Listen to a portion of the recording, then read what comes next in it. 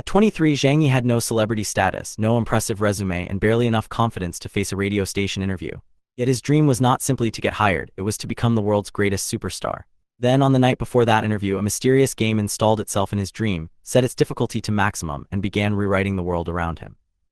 The next morning, Zhang Ye discovered that familiar brands, famous entertainers, films, and even entire bodies of literature had been replaced.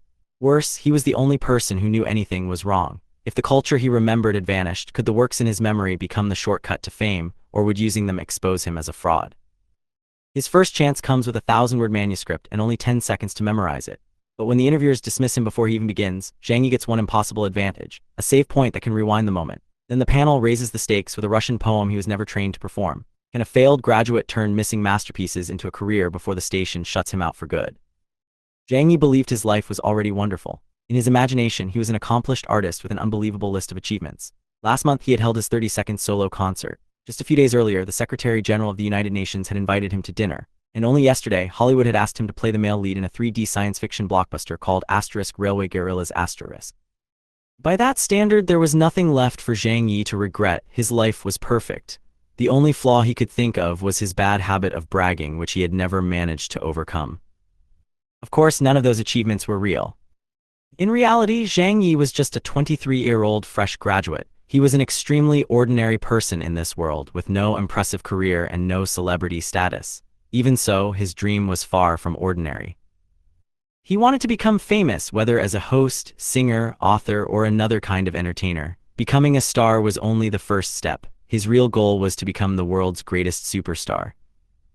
He had never abandoned that ambition, but his current situation gave him little confidence. The next day, he was scheduled to attend an interview at a radio station, and he still did not know whether he would succeed. That night, perhaps because he had stayed up too late, Zhang Ye entered a strange dream. Lines of text appeared in front of him one after another. A game began installing. It authenticated him as the player, then announced that he was the game's only user. The system had checked his dreams and goals, created the game's objective, and set its ending, help him become the greatest superstar in the world. Then came the difficulty setting. It was maximum. The system next began randomly selecting a new player incentive package. Zhang Ye received a reward called randomly changing existing world background. Before he could understand what that meant, the system started a countdown. 5 seconds. Then 4, 3, 2, and 1. The final message appeared clearly in the dream. The game had begun. The countdown continued. 3 seconds. 2. 1. Then the ring announced that the incentive package's augmentation was beginning. What happened next left Zhang Ye completely stunned. The HTC phone he had thrown onto the bed suddenly twisted. Its shape changed, and the brand name on its surface became TCC. Near the window, he had placed 2 pirated copies of a Su Jimo poetry collection. One vanished without a trace, the other transformed into a collection by someone named Chen Tianmo. Those were only the changes he could immediately notice. Across the room, countless objects were shifting at the same time. The television disturbed him most. Its familiar Changheng logo changed into Fashion, a brand he had never even heard of. Then the programs being broadcast made the situation even more unbelievable. A report said Mango TV's variety show Glittering Radiance had surpassed 1% viewership. Another announced that Wu Bang's latest movie, White Maiden had exceeded 500 million in box office earnings. A singer called Zhang Yuanqi was introduced as the Heavenly Queen, although her newest song had failed again and she planned to focus on films. The next reports mentioned a world-famous artist named Dake, whose painting Blue Sky had been auctioned in America, and a memorial concert for Chen Weishi, described as the most influential film Heavenly King of the 20th century. During the concert, another Heavenly King, Sun Yu, had even cried while singing. Zhang Ye stared at the television for 10 minutes, unable to understand how the phone and television brands had changed, or why these people and works were suddenly part of the world. He knew no Heavenly Queen named Zhang Yuanqi. He wondered whether Zhang Zi had changed her stage name and whether Chen Weishi was supposed to be Yizhen Chen under a different name. But Yizhen Chen was still alive. The movie title made no sense either. Had Bai Yansong somehow started acting in films? Only Zhang Ye recognized that something was wrong. The major figures, brands, and cultural works he remembered were missing or replaced, while the world's historical structure otherwise seemed familiar. Panicking, he opened the curtains. Outside, the changes continued. The 2 old trees beside the road were gone, replaced by a flower bed. A distant high-rise had become a six-story building. Several gray buildings had shifted slightly, and even the stairs had changed to a brownish-white color. Zhang Ye could only stand there and look at this altered world. The game then gave him the answer he was not prepared to hear. His incentive augmentation had been completed. Beneath that confirmation was an even stranger note. The real world's background had been changed into a theoretical balance. Zhang Ye's face went pale. He picked up the unfamiliar brand phone and checked it carefully. The date and time were correct. It was still the day he had reached the point 2 months after graduating from college. He went through several pages of contacts and called a few people on purpose. His close friends were still the same, which only made the changes around him harder to explain. Could the game ring on his hand really have altered reality? Zhang Ye still refused to believe that possibility, so he turned on the computer and searched the internet. The more he looked, the more frightened he became. The changes were everywhere. The hosting industry no longer had people such as He Jiang or Zai Na. In music, there was no Eason Chen or Jackie Chun. The film industry had no Feng Xiaogang or Sun Honglei. Even famous figures from China and abroad, such as Qi Beixi and Pablo Picasso, had disappeared from the worlds of calligraphy and painting. Then Zhang Ye checked major works. The song Perturbed, Mo Yan's novels, Beethoven's piano pieces, the movie Transformers, the variety show The Voice of China, and the painting Mona Lisa. None of them existed. It looked as if the unknown game had randomly rewritten the culture he remembered. Zhang Ye wondered whether these changes were connected to the rewards he had obtained as the game's sole player. But if reality had become a game, what kind of game was it? Was it something like Contra or Super Mario? Was he supposed to smash his head against a wall and make a magical mushroom appear? Yet the world had not changed completely. Important historical figures, the overall world structure, and ordinary social conditions remained intact. The Master Kong instant noodles on his table were still the same, and LV remained a famous global brand. Many everyday products and familiar conditions had been left untouched. So this was supposedly a balanced alteration, but balance did not make it less supernatural. Zhang Ye could only stare at the screen in panic, unable to understand what had happened to his world. The woman who entered was in her 30s, extremely beautiful and clearly well off. She had just washed her hair and still wore a white towel around her head, but even that could not hide her striking appearance or excellent figure. However, anyone who lived near her quickly learned that her beauty came with a dangerous mouth. Rao Amin was sharp-tongued, harsh, and completely unwilling to spare anyone's feelings. Her words were so venomous that most people could not stand being around her for long. That was probably one reason she was still unmarried at her age. Seeing Zhang Ye sitting at home, Rao Amin cleared her throat and smiled without any warmth. "Kid, were you playing hide-and-seek with me? I knocked for so long, why didn't you answer? Were you pretending to be dead?" Zhang Ye answered awkwardly and called her landlady. Rao Amin sat down in the living room and slammed a calculator onto the table. Even the calculator looked different from the one she had used before. The previous one had been a Casio, while this new brand began with the letter K, another small sign that even familiar businesses had changed. She quickly pressed the buttons and announced the reason for her visit. Zhang Ye had not paid this month's rent, and after adding last month's utility bills, he owed her 2,582 yuan. She warned him that she wanted every cent. The only reason she had allowed him to pay monthly instead of demanding a 3-month deposit was because he came from Beijing. In her view, she had already given him special treatment. Zhang Ye could only smile bitterly and ask for a few more days. He had no money left. Once he found a job, he promised to pay everything back. Rao Amin immediately told him that if he had no money, he should leave. Zhang Ye tried to explain. The rent he had paid before had come from his family, and he had already spent what they gave him. If Rao Amin drove him out, he would have to return to his parents' home. That would be humiliating because he had promised them that he would become independent after graduating. He then pointed out that Rao Amin owned the entire row of commercial and residential apartments on their floor. She was wealthy and clearly did not lack this small amount of rent. More importantly, he had an interview that afternoon at the Beijing Broadcasting television station. If he became a host, he would be able to repay her after receiving his salary. Rao Amin looked at him with contempt. In her eyes, Zhang Ye did not have the looks or height to attract attention in a crowd, much less become a television host or celebrity.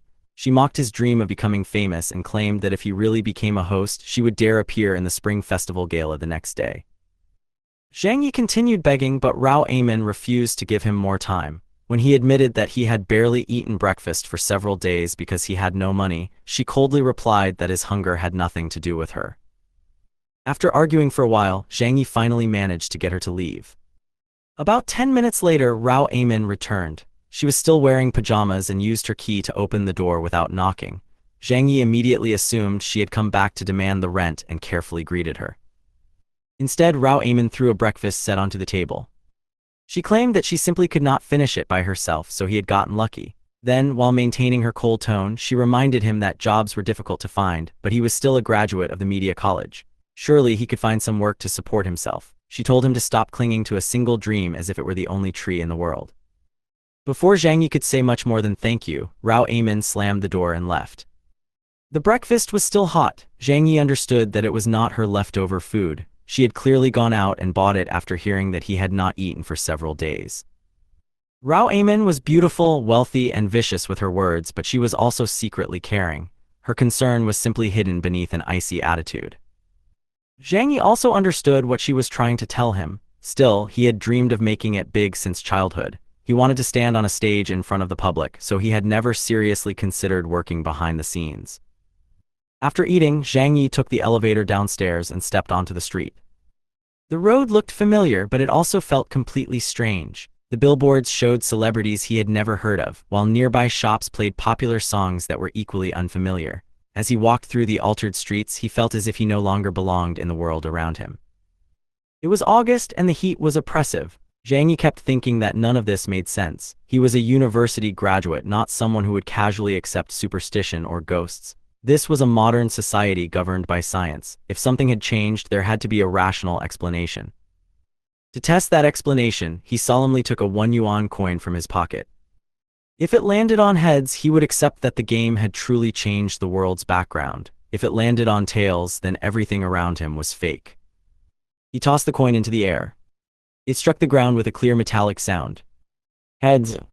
Zhang Ye's vision went dark. The result left no room for comfort. This world was not an illusion. The change was real. That afternoon, Zhang Ye arrived at the Beijing radio station for his radio host interview. It was August and the heat was still disturbingly intense. The station had merged with Beijing Television a few years earlier, although the two organizations continued using separate office buildings. After adjusting his Western-style suit, Zhang Ye entered the radio building, trying to look like a respectful professional instead of someone who was still struggling to understand the impossible changes around him. The official employees had already started work. Most of the people coming in now were interview candidates like him, so nobody paid Zhang Ye any special attention. Since there was still time before his interview, he lowered his head and examined the mysterious ring on his left hand. A virtual screen appeared above it, visible only to him. The people around him showed no reaction at all. Zhang Ye still felt a chill run down his back. If this was not the game-changing reality, then the only other explanation was that he had developed an unbelievably serious hallucination. For a moment, he even imagined having to take brain supplements for the rest of his life. The ring's interface contained several options. His reputation was listed as *199,983*. His items section was empty. The merchant shop was marked not unlocked *. The final option was the lottery, described simply as a way to obtain a treasure chest prize. The interface explained that reputation increased through fame, exposure, achievements, trust, reputation, and similar factors. The number represented all the reputation he had accumulated from birth until the present. Zhang Ye thought back over his life. In elementary school, he had won a few writing awards. During middle and high school, his studies had been decent, and teachers often praised him. He had even appeared on television once when a CCTV reporter interviewed him and his dormitory roommates on the streets of Zidane. Before the reporter could finish asking whether Zhang Ye felt happy, he had eagerly answered, "I'm very happy." Then, apparently misunderstanding the question, he had loudly added, "Socialism is good." He never learned whether that footage had actually been broadcast. Zhang Ye wondered if those small accomplishments had really produced nearly 200,000 reputation over 23 years. It sounded like a large amount until he checked what the points could buy.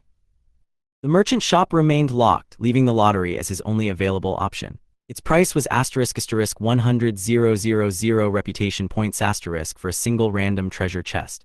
After everything he had done in his life, he had earned enough reputation for only one draw, with just enough left over to fall short of a second. Even so, he decided to test his luck. The virtual display felt solid when he touched it. After confirming the purchase, 100,000 points disappeared, reducing his reputation from *199,983 to 99,983. The lottery interface flashed and a rotating wheel appeared. It was divided into 4 colored regions: consumption category, stats category, skills category, and special category. The consumption category occupied nearly half the wheel. The stats and skills categories together filled most of the remaining space, while the special category was a tiny section that was almost invisible. The system explained what each result meant. Consumption items were disposable, one-time use items. Stats items permanently increased an attribute. Skills items provided experience for a skill. Special items granted the privilege to purchase a particular item from the merchant shop. The prize would belong to whichever category the pointer stopped on. Zhang Ye studied the uneven wheel, then pressed the button. The wheel began spinning clockwise at extreme speed. After several seconds, the motion slowed. The pointer crossed the smaller sections and finally settled on the wheel's largest region. The lottery had landed on the asterisk consumption category, asterisk asterisk. The lottery was complete and a tiny golden treasure chest appeared in front of Zhang Ye before automatically disappearing into his inventory. Inside the inventory, he found an icon labeled asterisk asterisk treasure chest, small. He was standing on the street, but that did not stop him from testing it. Zhang Ye stretched his hand toward the inventory and his hand actually entered as if the interface contained a separate space. He touched the floating chest, grabbed it, and opened it where nobody else could see. A flash of golden light burst out, revealing a tiny crystal. The item description appeared immediately. Displayed item save. It was a one-time use disposable consumable that could record the current state. However, the save file could only be stored for half an hour. Zhang Ye recognized the concept at once. Anyone who had played games knew that a save could preserve progress before an important choice or allow someone to return and redo an event later. The 30-minute limit was the confusing part. He wondered whether the save would become invalid 30 minutes after being created, meaning he had only half an hour to use it. The lottery system and its treasure chests already felt like something from a game. Different chest grades could produce different item grades, and the chances of obtaining each prize were not necessarily the same. Now he had even received a usable save file. Zhang Ye took out the crystal. As soon as he did, the golden treasure chest disappeared into a shower of light. He turned the crystal around, trying to figure out how it worked, but accidentally crushed it. Saving completed. For one brief second, time itself seemed to stop. Everything around him froze completely. Then the world returned to normal, and the ring's interface contained one additional option. Load save. The record had actually been stored.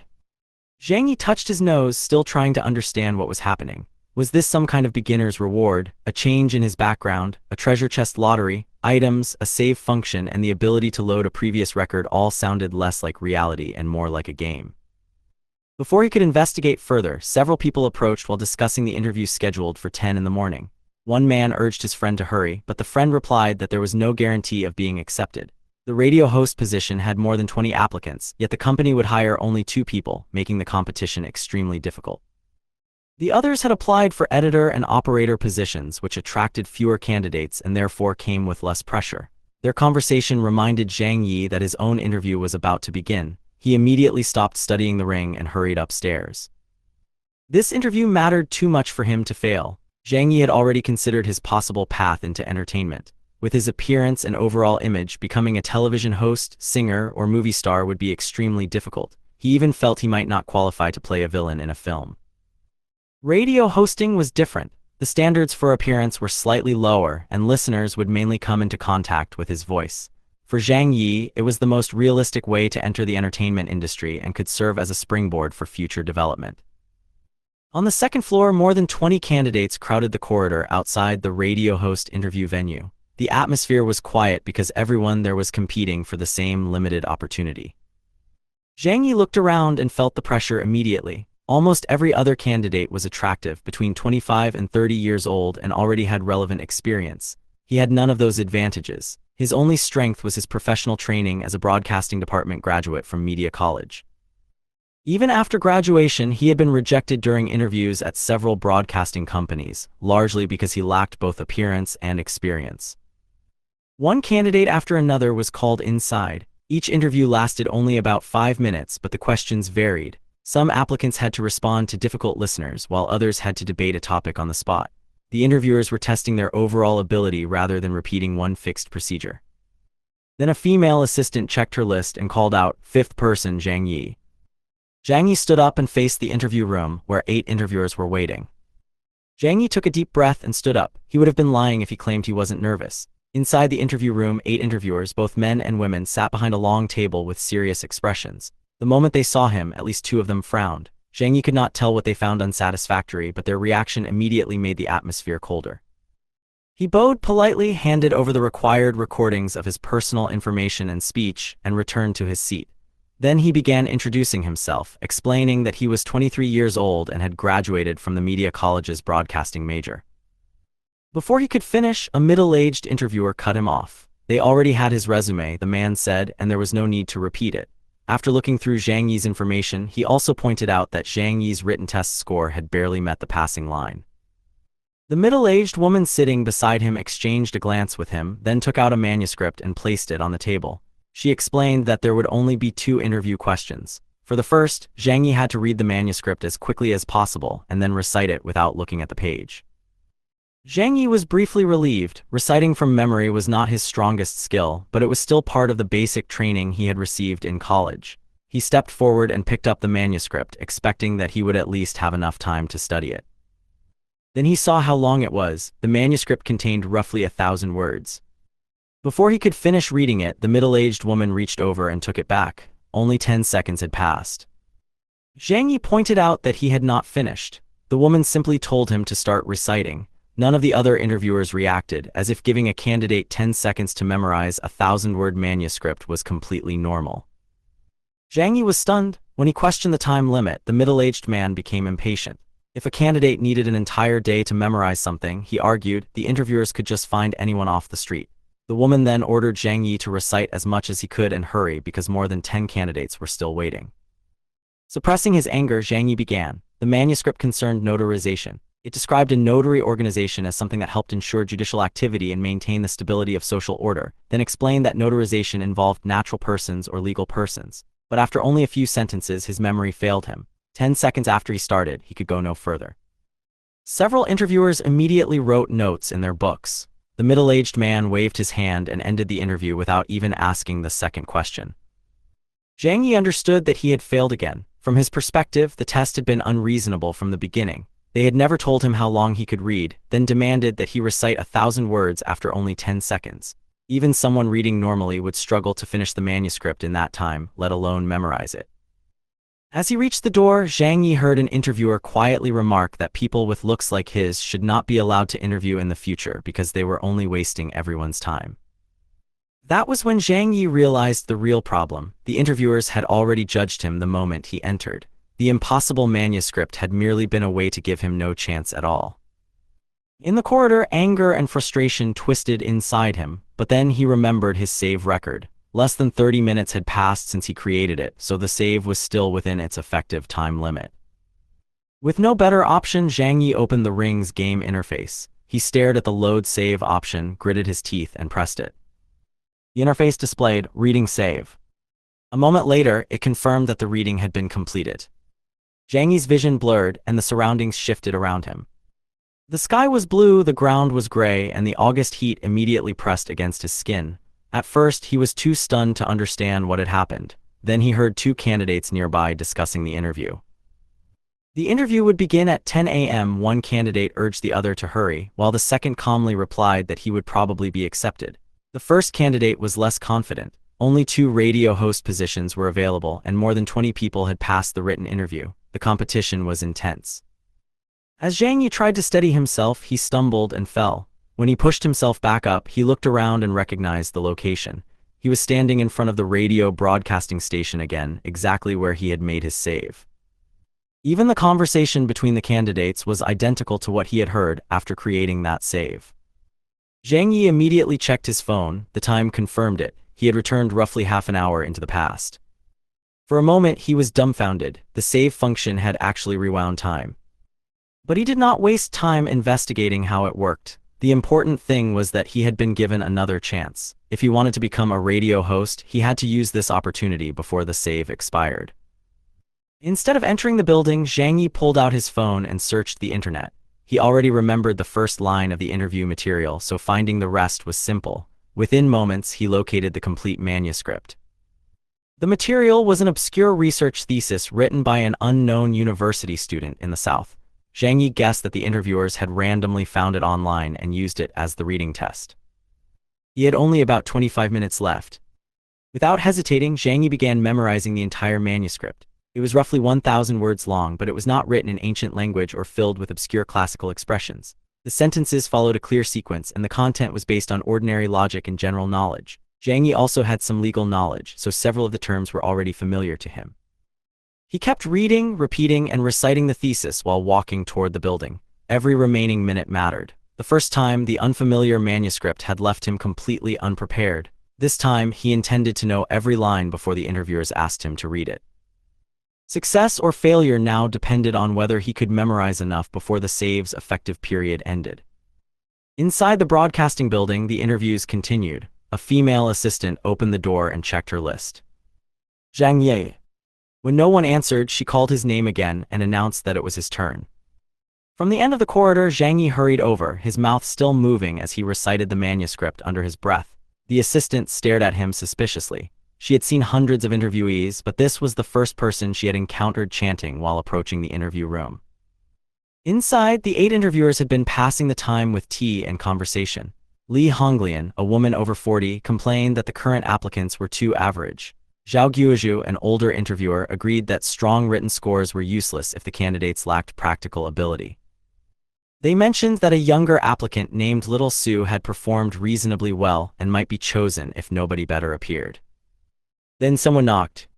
The door opened, and Zhang Ye entered for his second attempt. The room went quiet as Zhang Ye stepped inside. The interviewers stopped their idle conversation and looked him over from head to toe, judging him before he had even taken his seat.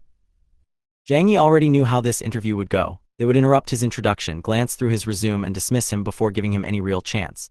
He was still angry about the unfair treatment, and his temper had never been especially good. If someone showed him an inch of respect, he would return a foot. If they deliberately looked down on him, he had no reason to act politely. So instead of giving a long introduction, he greeted the interviewers and stated simply, "My real name is Zhang Ye." Zhao Guozhu immediately laughed and asked whether he also had a stage name. Zhang Ye answered without hesitation that he had two. One was Zhang Tinglan and the other was Zhang Jingkong. Those two names belonged to famous figures in Zhang Ye's original world, but they did not exist in this one. The interviewers failed to recognize the joke and did not realize that Zhang Ye had just mocked them right in front of their faces. Li Honglian did not even react. She lowered her head and continued reading his resume. The scene was almost identical to Zhang Ye's previous interview. The same indifferent expressions appeared around the room, but this time he noticed 2 interviewers frowning slightly. Their dissatisfaction was focused on his appearance. That reaction seemed unreasonable, especially for a radio station. The audience would not be able to see a broadcaster's face while listening to a program, but in this industry, appearance still mattered. A broadcasting host was expected to look better than most ordinary people, and anyone who seemed too average could be judged before their ability was tested. Zhao Guozhu and Li Honglian sat in the center of the panel and served as the principal interviewers. The 2 successful applicants would work directly under them, so they took the selection seriously. Neither wanted to hire someone who would create problems later. In their eyes, Zhang Ye had already failed before the interview properly began. His appearance was ordinary and his resume showed 0 work experience. He was a graduate of a relevant broadcasting major, but that alone meant little. Plenty of students graduated from specialized programs every year, while only a small number became successful hosts. Zhao Guozhu and Li Honglian exchanged a glance. They reached the same conclusion without needing to say it aloud: Zhang Ye was not suitable. Their plan was to give him a question, send him away, and avoid wasting any more time. Because of that decision, they had already pre-scored him before hearing him perform. One interviewer wrote down 20 points. Another gave him only 15, the others were just as dismissive. Li Honglian pulled out a manuscript and explained the first task. Zhang Ye had to read it as quickly as possible, then memorize it and recite it without looking at the page. Zhang Ye had already returned from a save record, so he understood exactly what they were trying to do. Still, he showed no reaction. He stood up and accepted the manuscript. Then, after only 10 seconds, Li Honglian took it back. "That's it, read it." The panel knew that the challenge was unreasonable. Even an experienced broadcaster would struggle to memorize more than 100 words in 10 seconds. A beginner might read around 200 words in that amount of time, but when asked to repeat them without the manuscript, he would probably get only 40 or 50% correct. The manuscript contained more than 900 words. 10 seconds was barely enough to cover 1/5 of it. To memorize 300 words in that time would already be considered an extraordinary performance. To finish the entire passage was completely impossible in their minds. The interviewers were deliberately using the task to prove that Zhang Ye lacked the necessary ability. But Zhang Ye did not question the time limit, protest, or show even the slightest panic. He calmly returned to his seat. Li Honglian stared at him, apparently expecting anger or surprise. There was nothing on his face. The other interviewers found his calmness strange. They interpreted it as stupidity rather than confidence. In their minds, a person who failed to recognize an impossible challenge would not be sharp enough to work as a host. Zhao Guozhu impatiently urged him to begin, reminding him that many applicants were still waiting outside. The panel then flipped to the next resume. They had no intention of listening to Zhang Ye's answer before deciding his score. But Zhang Ye remained completely unhurried. He looked at the interviewers and began reciting in a steady, rhythmic voice. He started with the manuscript's explanation of notarization. A notary organization protected judicial activities and helped maintain social order. Notarization was performed by a notary organization based on applications from natural persons, legal persons, or other groups.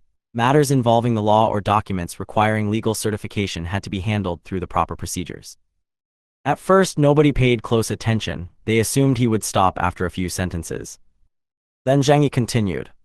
He did not stumble, pause, or alter the order of the words. His rhythm remained stable and every sentence came out clearly. He kept reciting while the panel members continued holding their pens and resumes. When he passed 100 words, Zhao Guozhu finally raised his head. Zhang Ye kept going. When he passed 200 words, Li Honglian gasped. The surprise on her face was impossible to hide. By the time he reached 300 words, every interviewer had stopped what they were doing. Pens hovered over the papers, resumes lay forgotten on the table, and the entire panel turned toward Zhang Ye. He continued as if no one had moved. The manuscript went on to explain that if the relevant parties submitted false materials or failed to complete notarized procedures, they could damage the reputation of publicly recognized institutions. Because of that, faith was the most basic requirement in the notary industry. Zhao Guozhu and Li Honglian had believed that memorizing 300 words in 10 seconds was impossible. Zhang Ye had already passed that point and he was still reciting. For the first time, the panel understood that the result they had written down before hearing him might be completely meaningless. Zhang Ye continued reciting without slowing down. 300 words became 500, then 500 became 800. By that point, the interviewers' expressions had completely changed. Their original plan had been to eliminate him quickly with the first question, but the young man was still standing there, calmly repeating the unfamiliar article from memory. When he reached the final paragraph, Zhang Ye maintained the same steady pace. He recited the last sentence, paused, cleared his throat, and politely said, "Thank you, teachers, I've finished reciting." One female interviewer was so shocked that her pen slipped from her hand. It hit the desk, rolled off, and fell to the floor. Zhao Guozhu turned toward Li Honglian, still struggling to believe what he had heard. He asked whether Zhang Ye had recited the passage correctly. Li Honglian immediately checked the manuscript in her hands. After comparing it with his performance, she gasped. The passage contained 920 words, and Zhang Ye had recited it verbatim. The interviewer on the far left nearly fell out of his chair. He demanded to know how Zhang Ye had done it and whether he had really memorized everything in 10 seconds. Zhang Ye only smiled and explained that he read faster than ordinary people and had a relatively strong memory. According to him, one glance was enough. That explanation made the result even harder to accept. 10 seconds was barely enough time to scan more than 900 words, yet Zhang Ye had reproduced the entire passage accurately. The interviewers knew the article had been found randomly online, so he could not have memorized it in advance or obtained it beforehand. The 8 interviewers fell silent. They had not even prepared a second question because they had expected to dismiss him immediately. Now, after witnessing this performance, they could not agree on how to score him. Based on what he had just done, a perfect score seemed necessary, yet even that no longer felt sufficient. The interviewers were stunned by Zhang Ye's performance. They had mistaken his lack of expression for incompetence, when in reality he had been completely confident. The passage of more than 1,000 words had never seemed difficult to him. The ones who had misjudged the situation were the interviewers themselves. But giving him a perfect score would effectively mean hiring him. His written test result had only passed, and among the more than 20 candidates, it was not especially outstanding. Since the written scores were close, the interview was supposed to separate the applicants. An 80 was already considered a very high score. A perfect score would almost certainly place Zhang Ye among the top 2. There was still a problem the panel could not ignore. His qualifications were not what they wanted for a broadcasting host. His appearance was too ordinary, and although radio hosts usually worked without showing their faces, they still had to attend public activities and make occasional appearances. The station believed that once listeners saw him, his looks could affect their impression of the program. In their view, good appearance and sufficient height were essential parts of the profession. Li Honglian hesitated and turned toward Zhao Guozhu. Zhao Guozhu sighed before addressing Zhang Ye seriously. He admitted that the interview had shown them Zhang Ye was a rare talent and that his specialized course background should have made him a welcome applicant. However, he believed Zhang Ye had chosen the wrong profession. His appearance was already a weakness, and Zhang Ye's college teachers had probably warned him about it before. Zhao then offered him a compromise. The station had many positions, and if Zhang Ye was willing to work behind the scenes instead of appearing as a host, Zhao could approve him immediately. He would not even need to answer the second interview question. Zhang Ye could bring his things and report for work the next day, but if he insisted on becoming a host, Zhao warned him that the road ahead would be extremely difficult. Zhang Ye did not need time to consider it. He thanked Zhao for the offer, acknowledged that his qualifications would make the path difficult, and then made his decision clear. He had only applied for a broadcasting host position. This was not a sudden impulse. If he had been willing to take any other job, he would have accepted one long ago instead of remaining unemployed. He had endured the wait precisely because he refused to abandon the dream he had chosen.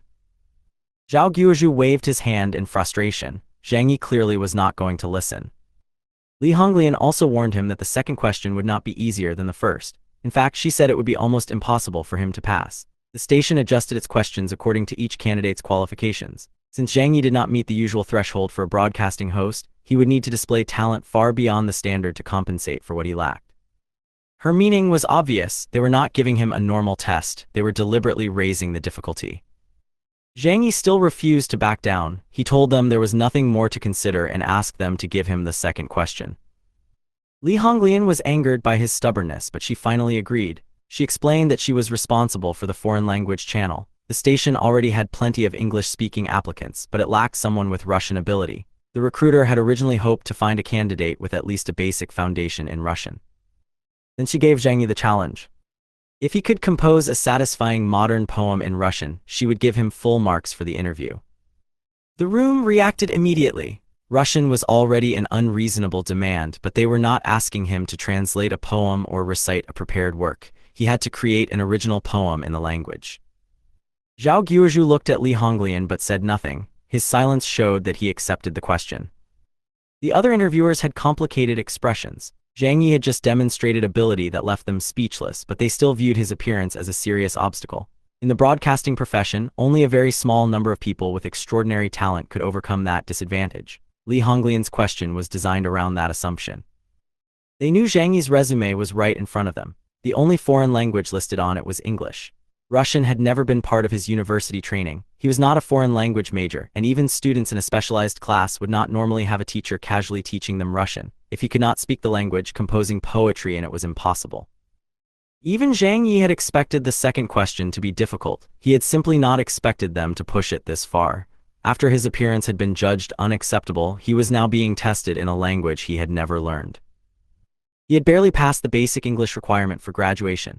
Now they wanted Russian poetry from him. To Zhang Ye, it felt as if he was being forced to suffer through one unfair obstacle after another merely because he did not look like the station's ideal host. He wanted to know what standard they were using to decide that he could not qualify, and why no one was willing to give him a fair opportunity. Li Honglian tapped her fingernails against her teacup and added another condition. The poem had to be Zhang Ye's original work. He could not simply recite a famous poem by Chen Tianmo or Wells. She wanted to test both his language ability and his literary knowledge. Begin, she ordered. Even one of the interviewers privately thought there was no point continuing. A professional Russian speaker might struggle to compose a poem in Russian, let alone someone whose resume did not even claim to know the language. They might as well move on to the next candidate. The names Li Honglian mentioned also sounded strangely familiar to Zhang Ye. Chen Tianmo in particular was a poet he had encountered briefly while searching online. In this altered world, Chen Tianmo had become one of the country's most famous poets. Zhang Ye suddenly remembered that the poetry collection associated with Su Jimo in his memories had become Chen Tianmo's work here. That realization changed his understanding of the situation. This world did not have the famous poets and works he knew from his own world. If he had never seen the poems of this world, then the famous poems from his original world had likely never appeared here either. Before Zhang Ye could respond, Zhao Guozhu gave him one more chance to retreat. He repeated that the offer for a behind-the-scenes position was still available and that Zhang Ye could avoid the second question entirely. But Zhang Ye was already fed up with being pushed aside. They had made the test difficult again and again, and now they wanted an original Russian poem from someone who did not know Russian. Instead of backing down, he decided he would create the poem for them. He had never formally learned Russian, but that did not mean he knew nothing about Russian poetry or Russian pronunciation. During his college training, the broadcasting instructors had deliberately created difficult exercises for the students. Zhang Ye remembered one from the second semester of his third year, when their vocal teacher had brought in a recording of a famous Russian prose piece and forced him and his classmates to memorize it. They had found the assignment torturous. It took them an entire month to memorize the recording. At the time, the experience had felt like a nightmare. Only afterward did Zhang Ye understand the teacher's purpose. Memorizing the sounds without understanding the meaning had greatly strengthened their pronunciation, speaking ability, and memory. Students from specialized broadcasting classes had likely gone through similar training. So the Russian challenge was not completely beyond his reach. The real question was whether that old training could carry him through an original performance now. Li Honglian was already flipping to the next resume and preparing to end the interview, convinced that Zhang Ye could not do it. The panel had given him the challenge and they were ready to send him away. Zhang Ye now had to prove whether his remembered Russian training. Zhang Ye recalled the basic skills he had learned in his third year and suddenly thought of another possibility. This world had many differences from his original one. Famous works and poets that should have existed were missing here, including Suzhimo and Pushkin. If the panel wanted an original Russian poem, then he could use literature from his own world instead. He raised the difficulty further and asked whether prose would be acceptable. Li Honglian was stunned. Russian prose was far more difficult than an ordinary modern poem, especially for someone who supposedly had not learned Russian. She was the only interviewer who understood the language, and even she found Russian prose difficult to read, much less create. Still, Zhang Ye had chosen the harder option, so she told him that any subject would be acceptable as long as it was an original Russian poem. Zhang Ye agreed, then closed his eyes and fell silent. He was not searching for words. He was adjusting his mood and recalling the pronunciation he had practiced during his earlier broadcasting training. Those lessons had never made him fluent, but they had taught him how to shape foreign sounds, control his breath, and deliver a performance clearly. Combined with his strengthened memory, that old training might be enough. To the interviewers, however, his silence looked like hesitation. After waiting, they began urging him to start. Some sarcastically suggested that he return after learning Russian, while others complained that he was wasting the panel's time. None of them believed he could actually speak the language. Then Zhang Ye opened his eyes and spoke from his diaphragm. The first Russian sentence left the entire panel staring at him. The words were unfamiliar to most of them, but the pronunciation was unmistakably real. Even the interviewers who could not understand Russian immediately turned toward Li Honglian for confirmation, yet Li Honglian was staring back with her eyes wide open. Zhang Ye continued, growing faster. His voice carried pride and a cold, indifferent force matching the poem's intended emotion. He was reciting Gorky's Russian work, The Song of the Stormy Petrel Asterisk, a famous poem from his original world. For the final line, he nearly shouted, "Let the storm break harder." Then the recitation ended, and every interviewer sat stunned. Silence filled the interview room. Not one interviewer could immediately respond. Zhang Ye was not surprised. His Russian recitation had left them speechless, but Li Honglian was still trying to process what she had heard. She could only say that the poem had been difficult to understand. Zhao Guozhu, who knew no Russian, asked her to translate it and evaluate Zhang Ye's performance. Li Honglian admitted that even she had understood only a small portion. Russian prose poetry was difficult, and Zhang Ye had recited it too quickly for her to catch every meaning. That answer stunned the interviewers. If even Li Honglian, a person who had studied Russian, could not fully understand the poem, then what exactly had Zhang Ye just performed? Li Honglian tried to explain that the language and form were partly responsible. Zhang Ye did not wait for the discussion to continue. He immediately offered to translate the poem into Chinese and recite it again. The young interviewer who had been trying to defend his leader saw another opportunity. He might not understand Russian, but he could judge Chinese. In his mind, Zhang Ye could not simply throw out random foreign phrases and pass the interview. If the Chinese version used the wrong words or failed to convey the poem's meaning, he would find the flaw and reject him. Everyone focused on Zhang Ye's second performance. From their expressions, Zhang Ye could tell that they still looked down on him. The prejudice had not disappeared just because he knew Russian, so he let that anger enter the recitation. He began by describing a gray sea beneath gathering clouds. Above the space between the sea and sky, the stormy petrel soared proudly, black as lightning. Its wingtip skimmed the waves like an arrow, and its cry expressed joy rather than fear. The bird welcomed the coming tempest and heard the promise of victory in its own voice. The poem then contrasted the petrel with the seagulls. While the seagulls groaned and fled across the water, trying to hide from the storm, the petrel remained above the sea and challenged it. At first, Zhang Ye's delivery stayed controlled. Then the storm intensified, and so did his voice. He described how the wind howled, thunder rolled, and clouds blazed like blue flames above the dark sea. Lightning plunged into the water, flashing like fire serpents before fading beneath the waves. By then, Zhang Ye was no longer merely translating a poem. He was expressing everything he felt about being judged by his appearance and treated unfairly. Even if the path left him battered, he would not retreat. He drew one final breath and delivered the climax of Asterisk, the song of the stormy petrel, with force. Let the tempest strike harder. The room fell silent again. Zhao Guozhu was dumbfounded, Li Honglian felt chills across her skin, and the interviewer who had planned to criticize the Chinese wording lost the courage to speak.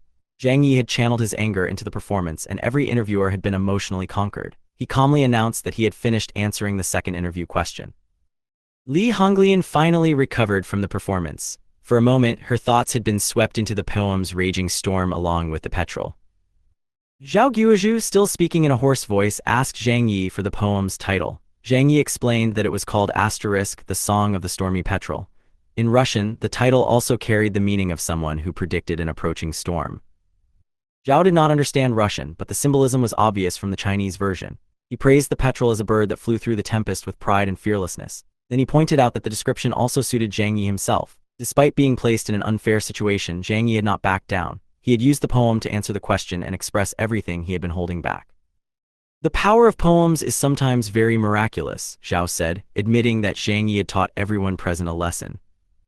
Zhang Ye modestly said he did not deserve such praise, but the interviewers were already looking at him differently.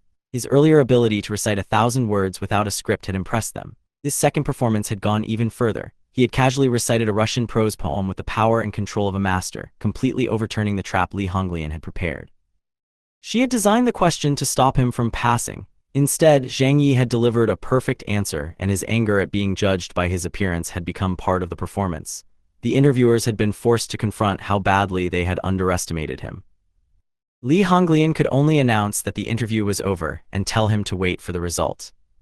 Zhang Ye still had no idea whether he had been accepted. He thanked the interviewers, left the room, and closed the door behind him. The moment he was gone, Zhao Guozhu slammed the table. He declared that the Literature Channel's broadcasting department wanted Zhang Ye.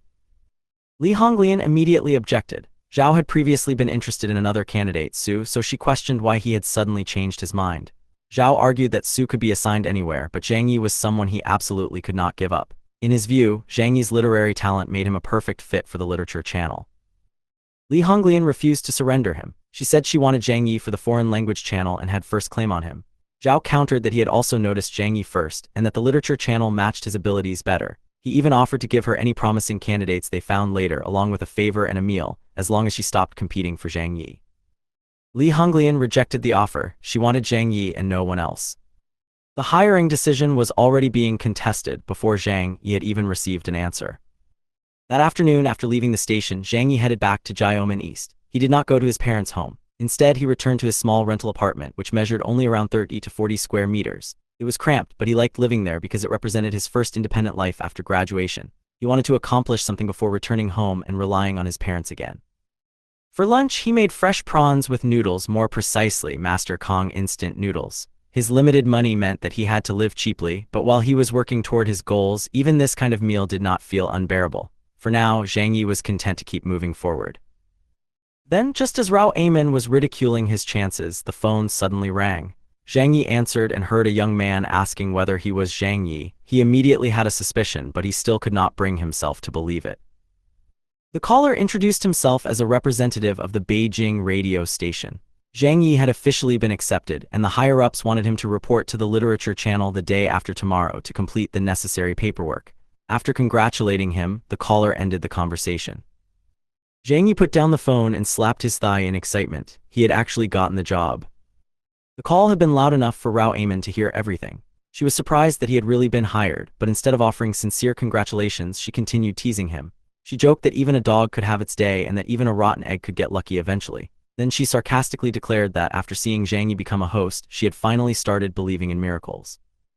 Zhang Ye wanted to fire back, but his mood was too good to argue. This was no longer about whether he had failed the interview. He was no longer jobless. He had been accepted by Beijing radio station and was about to become a broadcasting host. He immediately called his parents to share the news. For them, the important point was that their son had finally found work. For Zhang Ye, however, this was much more than a small position at a radio station. Becoming famous and turning himself into a celebrity had always been his dream, and this was the first real step toward it. He knew that his appearance and height were not advantages in the entertainment industry.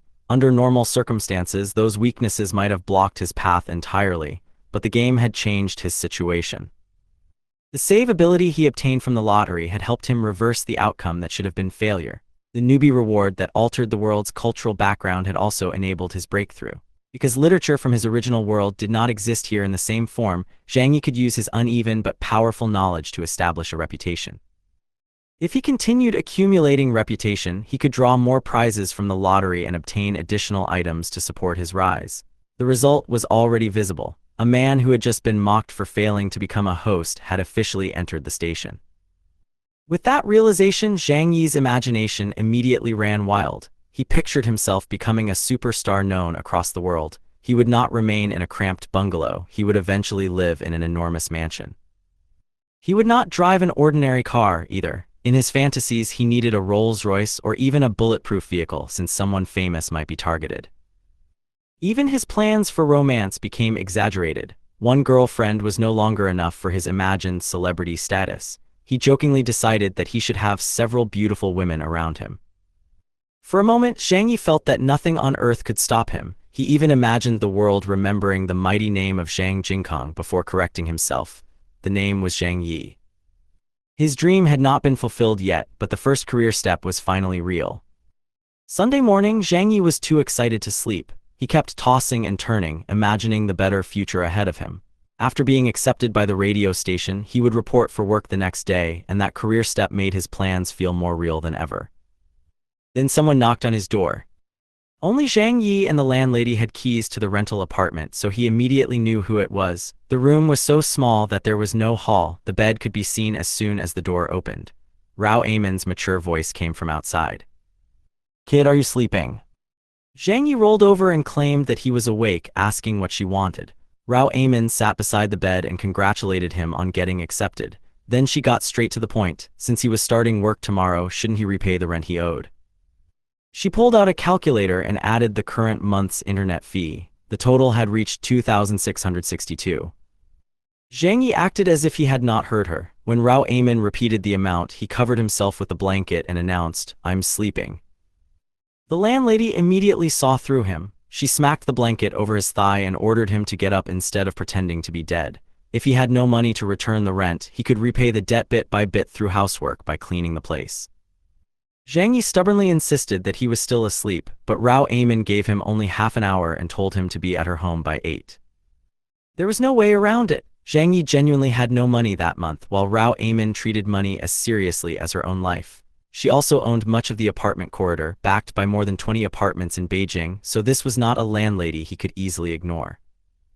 With his new job beginning the next day but his rent still unpaid, Zhang Ye could only climb out of bed, put on his slippers, and wash up. His first task as a future radio station employee would not be broadcasting. He had to work for Rao Amon. By the time Zhang Ye realized it was already 8 o'clock, he quickly put on his slippers and went to Rao Amon's apartment. Residential building had long shared corridors, and almost the entire corridor belonged to Rao Amon. She owned more than 20 apartments in Beijing, where property prices were extremely high, so she could clearly be considered a wealthy woman. Yet her renters knew almost nothing about her personal life. She was unmarried and had no children. No one had ever seen her with relatives or friends, and they had never seen her go to work. That made the beautiful landlady seem unusually mysterious. No one understood how she had become so rich. Rao Amon lived on the same floor in the largest loft apartment there. The upper and lower levels together covered more than 100 square meters, making Zhang Ye's own rented room look even smaller by comparison. He opened the door and walked straight inside. "Landlady, I'm here." Rao Amon immediately mocked him for being so slow to get out of bed. Zhang Ye explained that he had been too excited about getting hired the previous night and had barely slept. She did not let him enjoy that achievement for long. Since he had only been hired as a radio host, she argued, there was no reason to make such a big deal out of it. Radio was no longer as popular as it had been 20 years earlier, especially with television and the internet taking people's attention. Zhang Ye could only sigh that he might have had better opportunities if he had been born 50 years earlier. Rao Amin shot back that his mother could not possibly have given birth to him 50 years sooner, then compared her to a snake spirit. Zhang Ye had no answer for that, her mouth was as sharp as ever. Rao Amin quickly ended the exchange and ordered him to start working. Zhang Ye rolled up his sleeves and said he would handle all the housework that day.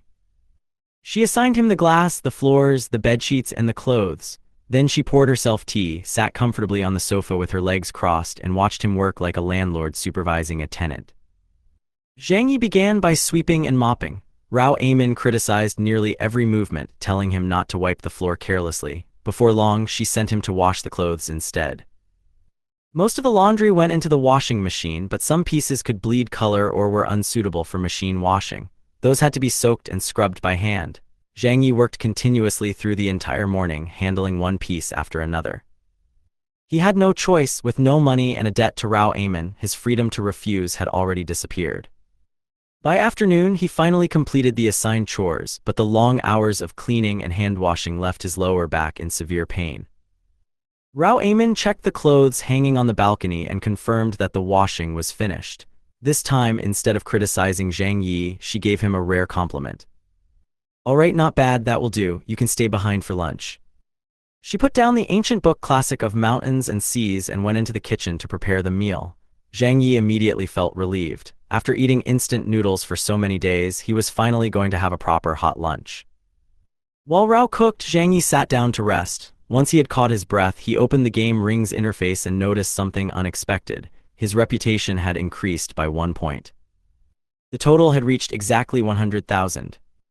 Zhang Ye immediately suspected that Rao Amin was responsible. The game Ring had explained that reputation was connected to fame, exposure, achievements, trust, reputation, and similar factors. Until now, he had not been certain what that meant in practice. But if someone trusted him, admired him, or approved of what he did, that person could seemingly grant him reputation. The results from the previous day's interview supported this deduction. There had been 8 interviewers, and Zhang Ye's reputation had risen from 99,983 to 99,999. That was an increase of 16 points. Each interviewer seemingly granted him 1 point after he recited the 1,000 words without a script, then another point after he recited the Song of the Stormy Petrel. The numbers matched perfectly. Now that he understood how the points were being generated, Zhang Ye had only one thing left to do: draw from the lottery. He hoped for something that could turn him into Superman, or at least make him powerful enough to be worshipped by the entire world. But after thinking about it, he admitted that was unrealistic. Compared with people who became Spider-Man after a spider bite, Iron Man after placing machinery in their bodies, or Batman after years of training around bats, his most scientifically plausible transformation was probably into an instant noodles hero. Even so, he pressed the lottery button. The draw consumed all 100,000 reputation points, leaving his balance at 0. Zhang Ye deliberately blew on his palms, rubbed his hands together, and started the wheel spinning. He quietly hoped for the rare special category. That category could apparently add the privilege of purchasing certain items from the merchant, so even without knowing the exact details, it was clearly valuable. Unfortunately, the odds were extremely low and the needle did not stop there. Instead, it landed on the much larger consumption category. A small treasure chest appeared. When Zhang Ye opened it, a bright light flashed from inside. The item looked like a stick of chewing gum, but its description was far less harmless. Unlucky sticker, effective once it is stuck on. Bad luck will surround the person. Lasts for 5 minutes. Zhang Ye could only stare at the strange item in his hand. His reputation was gone, and his reward was an unlucky sticker that would cause 5 minutes of bad luck. Monday was Zhang Ye's first day at work. Heavy haze covered Beijing, but he still dressed carefully in a Western suit and tie before returning to Beijing radio station. After reaching the upper floor, he located the literature channel department and went to the leader's office. He knocked, entered after receiving permission, and found Zhao Guozhu behind the desk. Zhang Ye had met him during the interview. Zhao was in his 40s and led the literature channel. At the station, this position was generally called a director, although different regions sometimes used other titles. Zhao welcomed him and asked whether he had brought all the required documents. Zhang Ye confirmed that he had completed the paperwork. Human resources would handle the formal hiring procedures, but there was no need to rush. Zhao first offered him some water, then said he would bring Zhang Ye to the department and introduce him to everyone. Zhang Ye remained careful and respectful even during this ordinary exchange. Afterward, Zhao led him into the literature channel's office. It was a large room with roughly 30 to 40 desks. Since that day's programs had apparently been recorded in advance, the staff were not especially busy. Some were playing games while others were chatting. When Zhao entered, everyone quickly stopped and greeted him. He then placed a hand on Zhang Ye's shoulder and introduced him as a broadcasting major who had graduated from the broadcasting college. From that day onward, Zhang Ye would be part of their team. Zhao also pointed out that some employees might be Zhang Ye's schoolmates and asked the senior staff to look after the newcomer. The response was restrained. A few people applauded, but the clapping was sparse, and some staff members openly looked at Zhang Ye with doubt. Zhao then assigned the young radio host Tian Bin to show Zhang Ye around and help him become familiar with the work. With that introduction, Zhang Ye officially joined the Literature Channel office. Zhang Ye took the opportunity to greet everyone and briefly introduced himself. After that, Zhao Guozhu called over a young man who looked about the same age as Zhang Ye. There was no need to compare their appearances. Tian Bin was clearly much more handsome. Zhao introduced Tian as one of the channel's radio hosts and asked him to show Zhang Ye around for the next few days so the newcomer could become familiar with the work. Tian offered a polite handshake and told Zhang Ye to ask if he had any questions. Zhang Ye immediately accepted it with both hands and respectfully called him Brother Tian. Zhao then explained that Tian Bin hosted the Literature Channel's program, Late Night Ghost Stories, and said that learning from him would be useful. The channel had previously aired ghost stories during its late-night schedule under a different program name, so the change was likely caused by the game ring. Once the necessary procedures were complete, Zhang Ye went through the paperwork for his hiring. By the time he finished, it was already 10:30 in the morning. He finally returned to his assigned desk, which was located in a corner of the office. Normally, a corner desk could be convenient because a leader might have difficulty seeing someone there, making it easier to slack off. This particular corner, however, was anything but quiet. It was close to the entrance, and a water fountain stood nearby, so employees were constantly passing through. Zhang Ye had no choice but to accept it. Even though his radio host position paid more than the office secretaries or editors, he was still a rookie, and nobody had reserved a special seat for him. Tian Bin sat directly across from him with only a board separating their desks.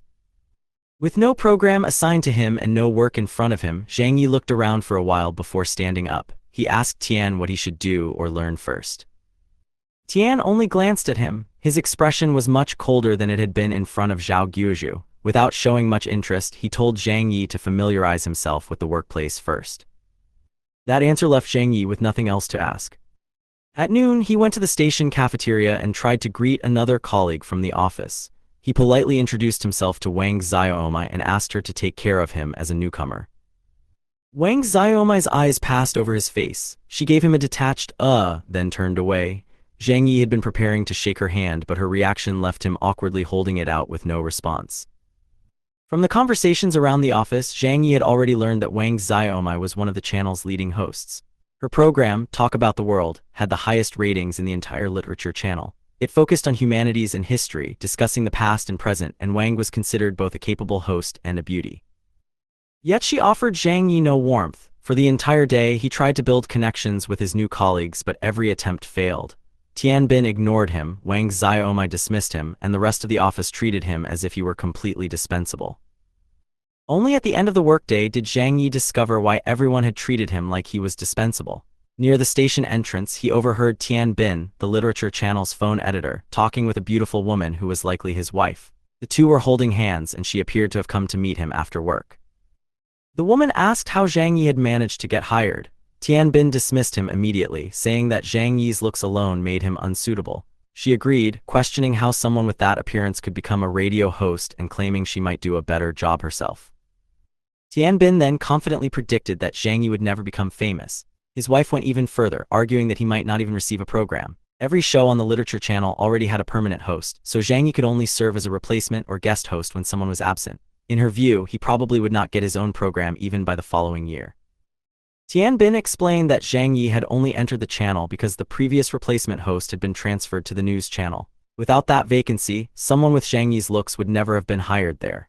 He also complained that the station leader had ordered him to show Zhang Ye around, even though he did not have the time. His wife suggested simply ignoring Zhang Ye. If he failed to receive a program, the channel might eventually transfer him to another department. The three continued walking, unaware that Zhang Ye had heard every word from near the entrance. His colleagues did not see him as a genuine host at all. To them, he was merely a replacement, an ordinary stand-in who had gotten lucky. Their judgment only strengthened his resolve. Zhang Ye decided to prove them wrong and rise through the station. He did not care whether people believed he could succeed. He would become famous, obtain his own programs, and eventually reach the game ring's ultimate goal, becoming the greatest superstar in the world. Money was not important to him, fame was what mattered, and he was prepared to spend all his effort chasing it. Then, near the western entrance, he stepped on something. After checking that nobody was watching, Zhang Ye bent down and picked up a dropped dime, secretly putting it into his pocket. A moment later, he continued walking and returned to the same determination. Who said I couldn't become famous? A week passed and Zhang Ye still had no program of his own. By that afternoon, he had already become familiar with the department's equipment, daily work, and relationships between his colleagues. He had learned most of it by himself because Tian Bin had completely neglected the responsibility of showing him around. Zhang Ye simply finished whatever tasks were assigned to him and waited for an opportunity. Unfortunately, there was not even a chance to become a substitute host. The station had 8 radio hosts and all of them were healthy and present. Nobody had been in an accident, fallen ill, or suddenly disappeared from work, so for the entire week, Zhang Ye had not hosted a single program. He was eating lunch alone in his office with 3 plain buns making up the meal when Li Si approached and placed a stack of A4 pages beside him.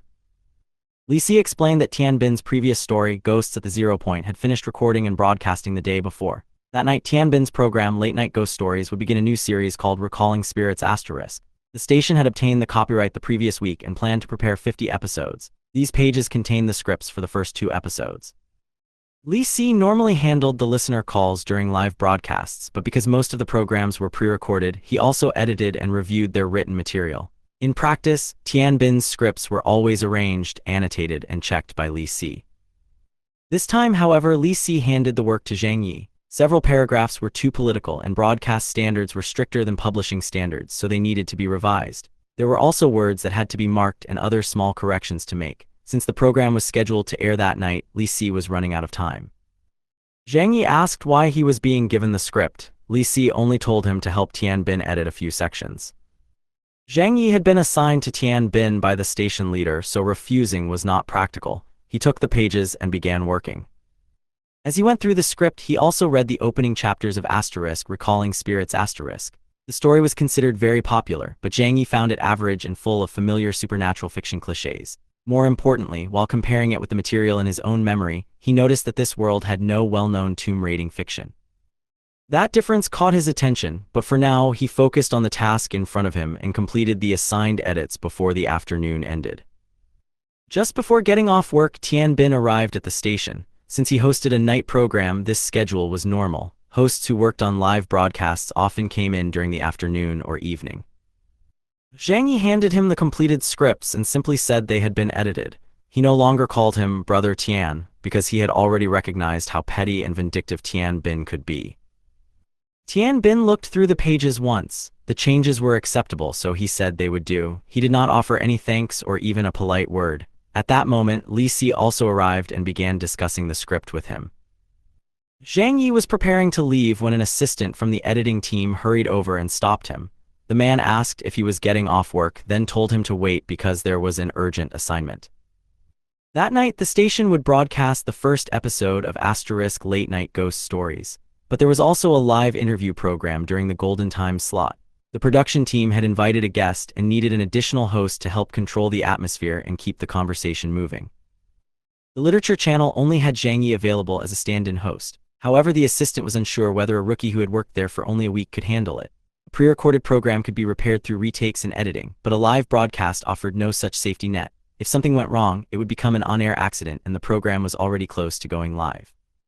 Zhang Ye immediately volunteered. He assured the assistant that he had no problem with the assignment and was already familiar with the work. He had been waiting for a chance like this.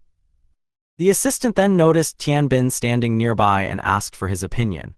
Since Zhang Ye was being led by Tian Bin, the assistant wanted to know whether the older host believed the rookie was ready. If Tian Bin approved, Zhang Ye could take the opportunity and the team could quickly finish its preparations. Zhang Ye looked toward him, expecting at least some ordinary professional courtesy. After all, he had been hired as a broadcaster, and going on air was an essential part of that job. Most people would not casually block a newcomer's first opportunity. Tian Bin stayed silent for several seconds. Then he frowned and dismissed the idea, saying Zhang Ye had only just arrived and was not familiar enough with the business. The assistant could only acknowledge the decision. Zhang Ye, however, immediately pointed out that he had majored in broadcasting, completed practical training, and knew how to operate the equipment. Tianbin cut him off while pretending to offer responsible advice. He admitted that Zhang Ye had a specialized education and solid fundamentals, but insisted that live broadcasting was different because it required spontaneity. According to him, Zhang Ye was still far from that level and should slowly gain experience before appearing on a program. The explanation sounded reasonable on the surface, but the timing exposed Tianbin's real intention. Zhang Ye's changed attitude had clearly offended him, and he was using his position as the rookie's supervisor to suppress him. With that single decision, Zhang Ye lost his first chance to go on air. With the opportunity gone, Zhang Ye finally stopped holding back. He confronted Tianbin, asking what offense he had committed. Tianbin had never helped him learn the job, never answered his questions, and had not even tried to understand his abilities. Yet he had still decided that Zhang Ye could not handle the broadcast. Worse, Tianbin had taken away his chance to serve as the last-minute assistant host after Zhang Ye had already completed all the dirty work assigned to him. Zhang Ye also accused him of speaking behind his back and scheming against him. His anger boiled over into one sharp question: "Did I kill your father or mother? Is there a need to be this ruthless?" Tianbin had not expected the rookie to challenge him so openly. His expression changed, and he angrily demanded that Zhang Ye repeat himself. Li Si immediately stepped in to defend Tianbin. He reminded Zhang Ye that he was only a rookie and accused him of rebelling against his senior. The argument drew the attention of everyone in the office. People turned to watch, but at first, nobody came forward to stop them. Tianbin then insisted that he had been protecting Zhang Ye by refusing to let him go on air. According to him, the decision was meant to give Zhang Ye more experience, not suppress him. He also denied scheming against him and accused Zhang Ye of maligning him. Zhang Ye countered that Tianbin and Li Si both knew exactly what had been said before. Neither side was willing to back down, and the confrontation continued until several colleagues finally separated them. Although nobody openly took Zhang Ye's side, the colleagues understood why he was angry. Tianbin was known for talking behind people's backs, so they did not think Zhang Ye had invented the accusation without reason. They also recognized that Tianbin's behavior was unreasonable. Zhang Ye had been asked to act as a substitute host, but Tianbin had refused to teach him, used him for miscellaneous work, and then blocked him from appearing on a program after the work was finished. Tianbin and Li Si left the office angrily. Zhang Ye watched them go and scoffed. He knew he could not solve the problem with violence. Beating Tianbin could get him fired, and even continuing to curse him might lead to the same result. This job had been difficult to obtain, and Zhang Ye still needed the radio station as his first step toward becoming famous. Then he remembered the unlucky sticker he had won from the game's lottery. He had never tested the item because he did not know how effective it was, but the game ring would be something he relied on in the future, so he needed to understand how its items worked. Since Tianbin had pushed him this far, Zhang Ye decided to use the sticker on him and find out exactly how bad its bad luck could be. After work, the office was still buzzing about the confrontation. One employee had just returned from dinner when another quietly asked whether they had heard what happened. Soon, whispers spread through the room that the rookie had nearly fought with Tianbin. Everyone was curious about the commotion, and the story traveled quickly from desk to desk. Zhang Ye did not leave with the others. Instead, he rubbed the game ring and opened his inventory. From it, he took out the chewing gum-like object he had previously obtained from a treasure chest. He opened the package and waited. A moment later, Tianbin returned from outside. Their desks were close together, and Tianbin had to pass directly by Zhang Ye to reach his seat. As Tianbin walked past, Zhang Ye calmly pressed the unlucky sticker onto the back of his trousers with one finger. The sticker could not be seen by anyone except Zhang Ye. Tianbin sensed that Zhang Ye had touched him. He looked down but found nothing unusual, then turned back with a cold glance. At that moment, the game ring issued its announcement. The unlucky sticker had been used, its effect would last 5 minutes, and the countdown had begun. 4 minutes and 59 seconds remained. Tianbin was irritated by Zhang Ye, but his mood was otherwise excellent. He had obtained the audio and broadcast rights to Recalling Spirits through the publisher. The novel was currently the most popular rising ghost story, and several provincial radio stations had competed for it. In the end, Tianbin secured the rights by going directly to the publisher instead of negotiating with the rookie author. He had promised the publisher's management a higher price while leaving the publisher to negotiate the author's share. Tianbin only required that the agreed fee remain hidden from the author, allowing the station and publisher to benefit from the arrangement. His goal was to use Recalling Spirits to raise the listenership of his late-night ghost stories program, attract more sponsors, and build his reputation. Then another message arrived from the publisher's vice president, wishing his program success and reminding him not to reveal the payment for the rights. Tianbin smiled as he replied and walked forward. At the desk beside him, a female colleague reached for her lunchbox without noticing that its lid was loose. It fell to the floor with a sharp clatter. Tianbin stepped on it and immediately slipped, crashing heavily onto the ground. Tianbin cried out as his colleagues rushed over to him. Although he was clearly in pain, he quickly stood up and waved them off, saying it was nothing. He then picked up his phone, only to find that the previous message interface had disappeared. Since he still needed to respond, Tianbin opened a new message and carefully typed out an explanation for President Li. He reassured the publisher's vice president that they would not ask how the profits were split with the author, and that they would also keep their own deal with Li Zhen confidential. After all, this was not their first time working together, so President Li could trust him. Tianbin finished writing and began scrolling through his contacts to send it. At that moment, the female colleague from across the office was leaving for the day. As she passed behind him, she accidentally bumped into Tianbin. The silk fan in her hands slipped free and landed open on the floor. Before Tianbin could react, his foot came down directly on the fan. His balance disappeared again and he crashed to the ground for the second time in only a few seconds. The office immediately paid more attention. His colleagues hurried over, apologizing and asking whether he was all right, while Tianbin struggled back to his feet, furious at the ridiculous chain of accidents. Then he checked his phone and realized something far more serious had happened. During the second fall, he had scrolled onto the wrong contact. Instead of President Li, he had selected the author, Li Zhen. Since both men shared the surname Li, their names appeared right next to each other in his contact list. Tianbin's anger turned into panic. He intended to choose the correct contact and send the message again, but before he could fix the mistake, Li Si hurried over from behind and called out to him. Tianbin turned his head just as the fluorescent light above them suddenly exploded. The shattered tube sent pieces falling down, startling Li Si. Reacting on instinct, Li Si thrust out his hand to protect himself, but struck Tianbin directly on the chin. Tianbin let out another cry and fell backward for the third time. His hands tightened as he hit the floor, and that movement sent the message.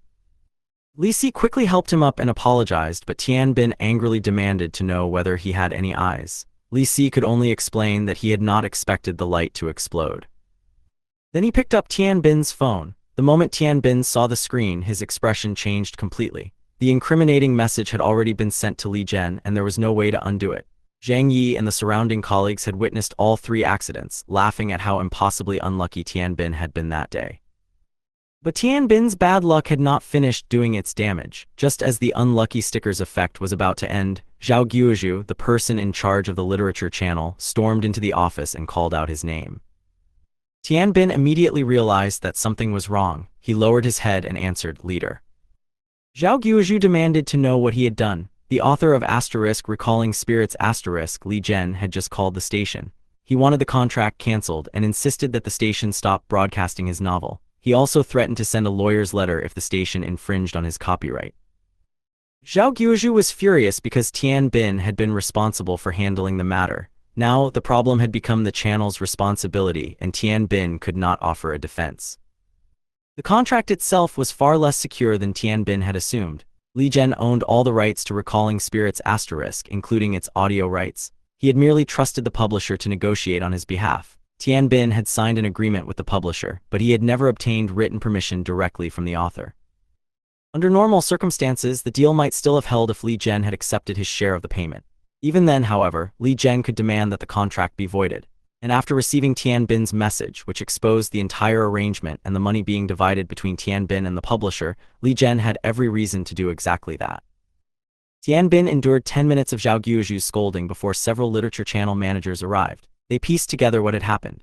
Tianbin had agreed on a price with the publisher, kept the details hidden from the author, and allowed the publisher to retain part of the profit. That kind of arrangement was common in the industry, but the wrongly sent message had revealed everything directly to Li Zhen.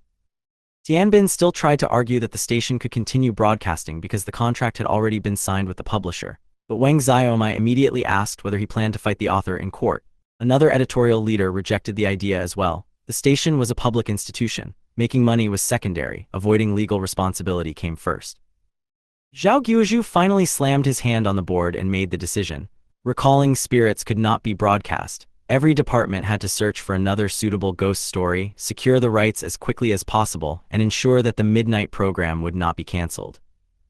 Then he pointed directly at Tian Bin and told him that the entire mess was his responsibility, and that punishment was waiting for him. Tian Bin looked completely crushed. Meanwhile, Zhang Ye realized that the unlucky sticker had lasted only 5 minutes, yet it had already caused 3 accidents, exposed Tian Bin's secret deal, and cost late-night ghost stories its scheduled novel. The sticker's effect was far more devastating than Zhang Ye had expected. Outside the office, the sky was completely dark. It was already past 11 at night, leaving the station less than 30 minutes before the midnight broadcast.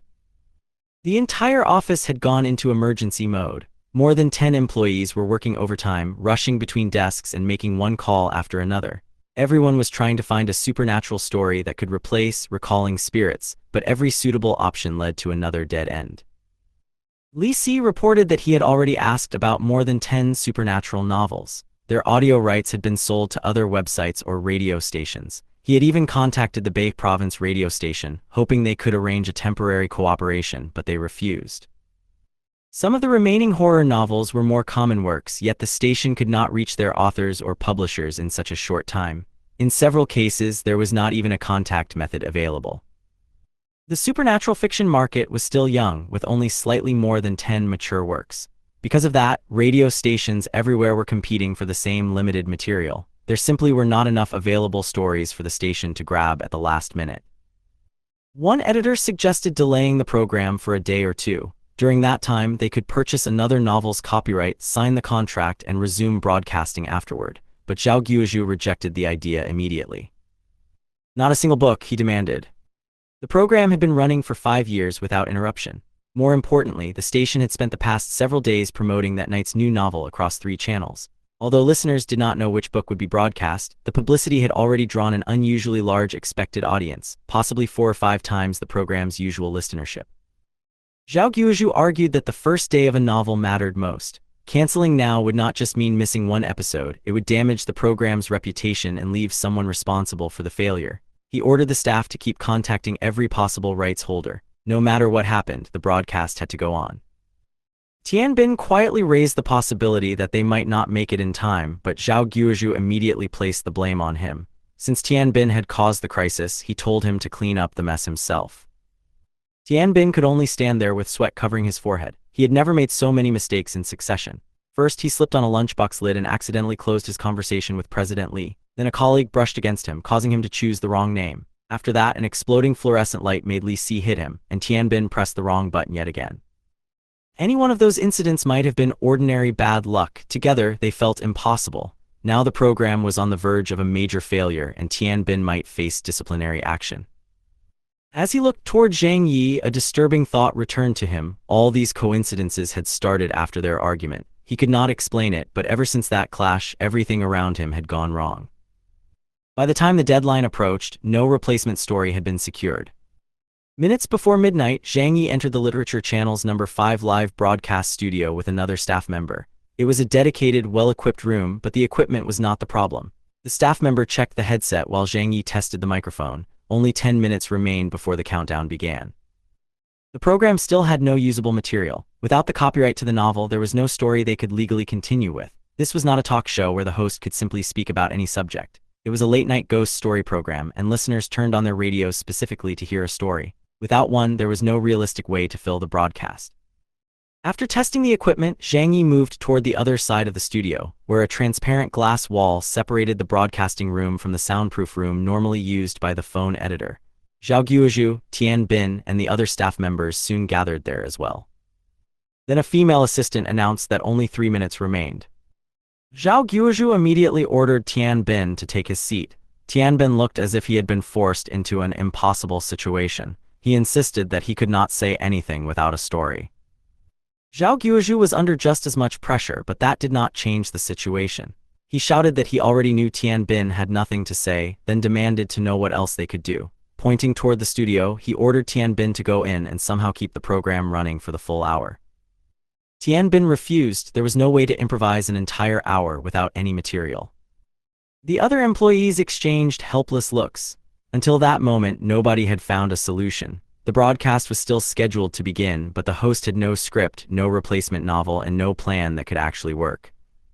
The assistant continued counting down. There was 1 minute left, then 59 seconds, then 58. Wang Xiaomai, one of the literature channel's leading figures, had stayed behind to watch the crisis unfold. Seeing Tian Bin still frozen in his seat, she reprimanded him and warned that failing to go on air would become a broadcasting incident. Another lower-ranking channel leader also urged him to enter the studio first and deal with the problem afterward. Tian Bin remained motionless, his expression miserable. The countdown reached 10 seconds. 9 seconds. Then Zhang Ye suddenly made a decision. Tian Bin could not improvise for an hour, but Zhang Ye believed he might be able to do it. He had been frustrated about not having a program of his own, and this unexpected failure had created an opening.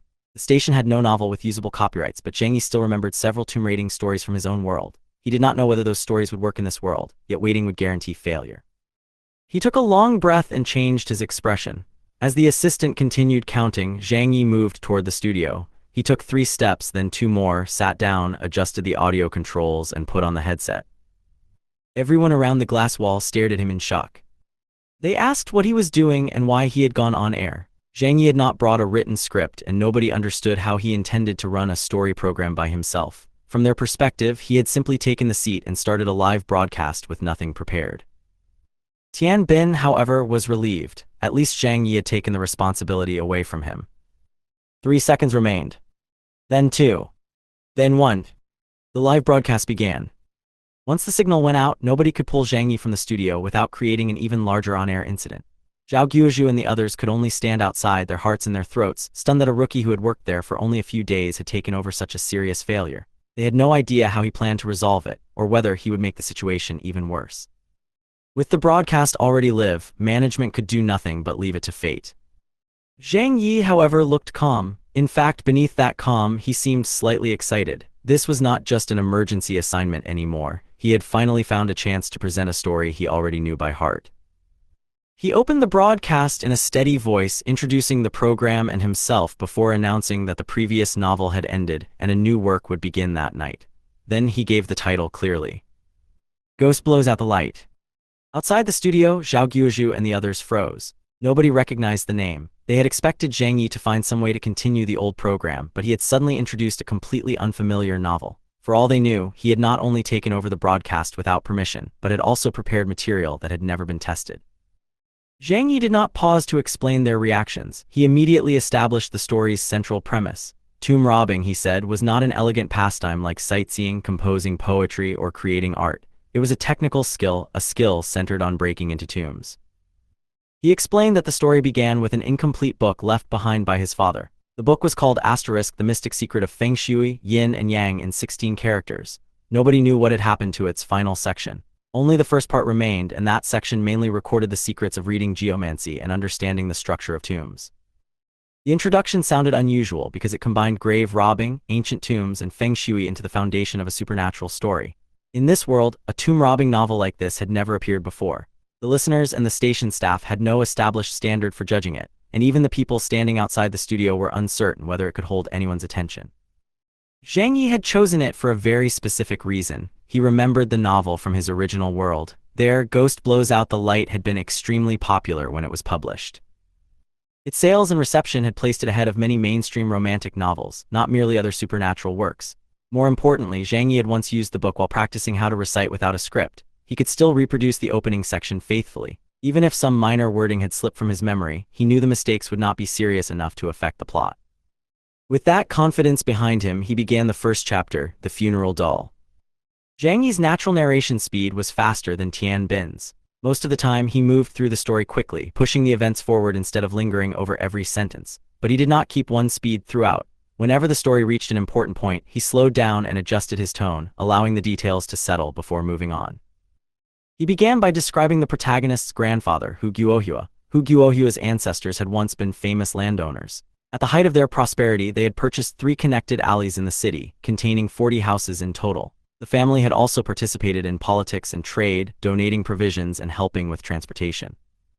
For the first several minutes, the story sounded almost ordinary. The narration focused on Hu Guohua's family background rather than immediately presenting a ghost. The people outside the studio listened with growing uncertainty. Was this really meant to be a supernatural novel? The story had already mentioned grave robbing, but nothing about it seemed frightening yet. To them, the opening was too plain, and the unfamiliar subject made the entire work appear risky. That judgment lasted roughly 10 minutes. As Zhang Ye continued, the story reached the craftsman who made a funeral paper doll. The doll did not remain an ordinary burial object. It came to life and asked Hu Guohua to marry her.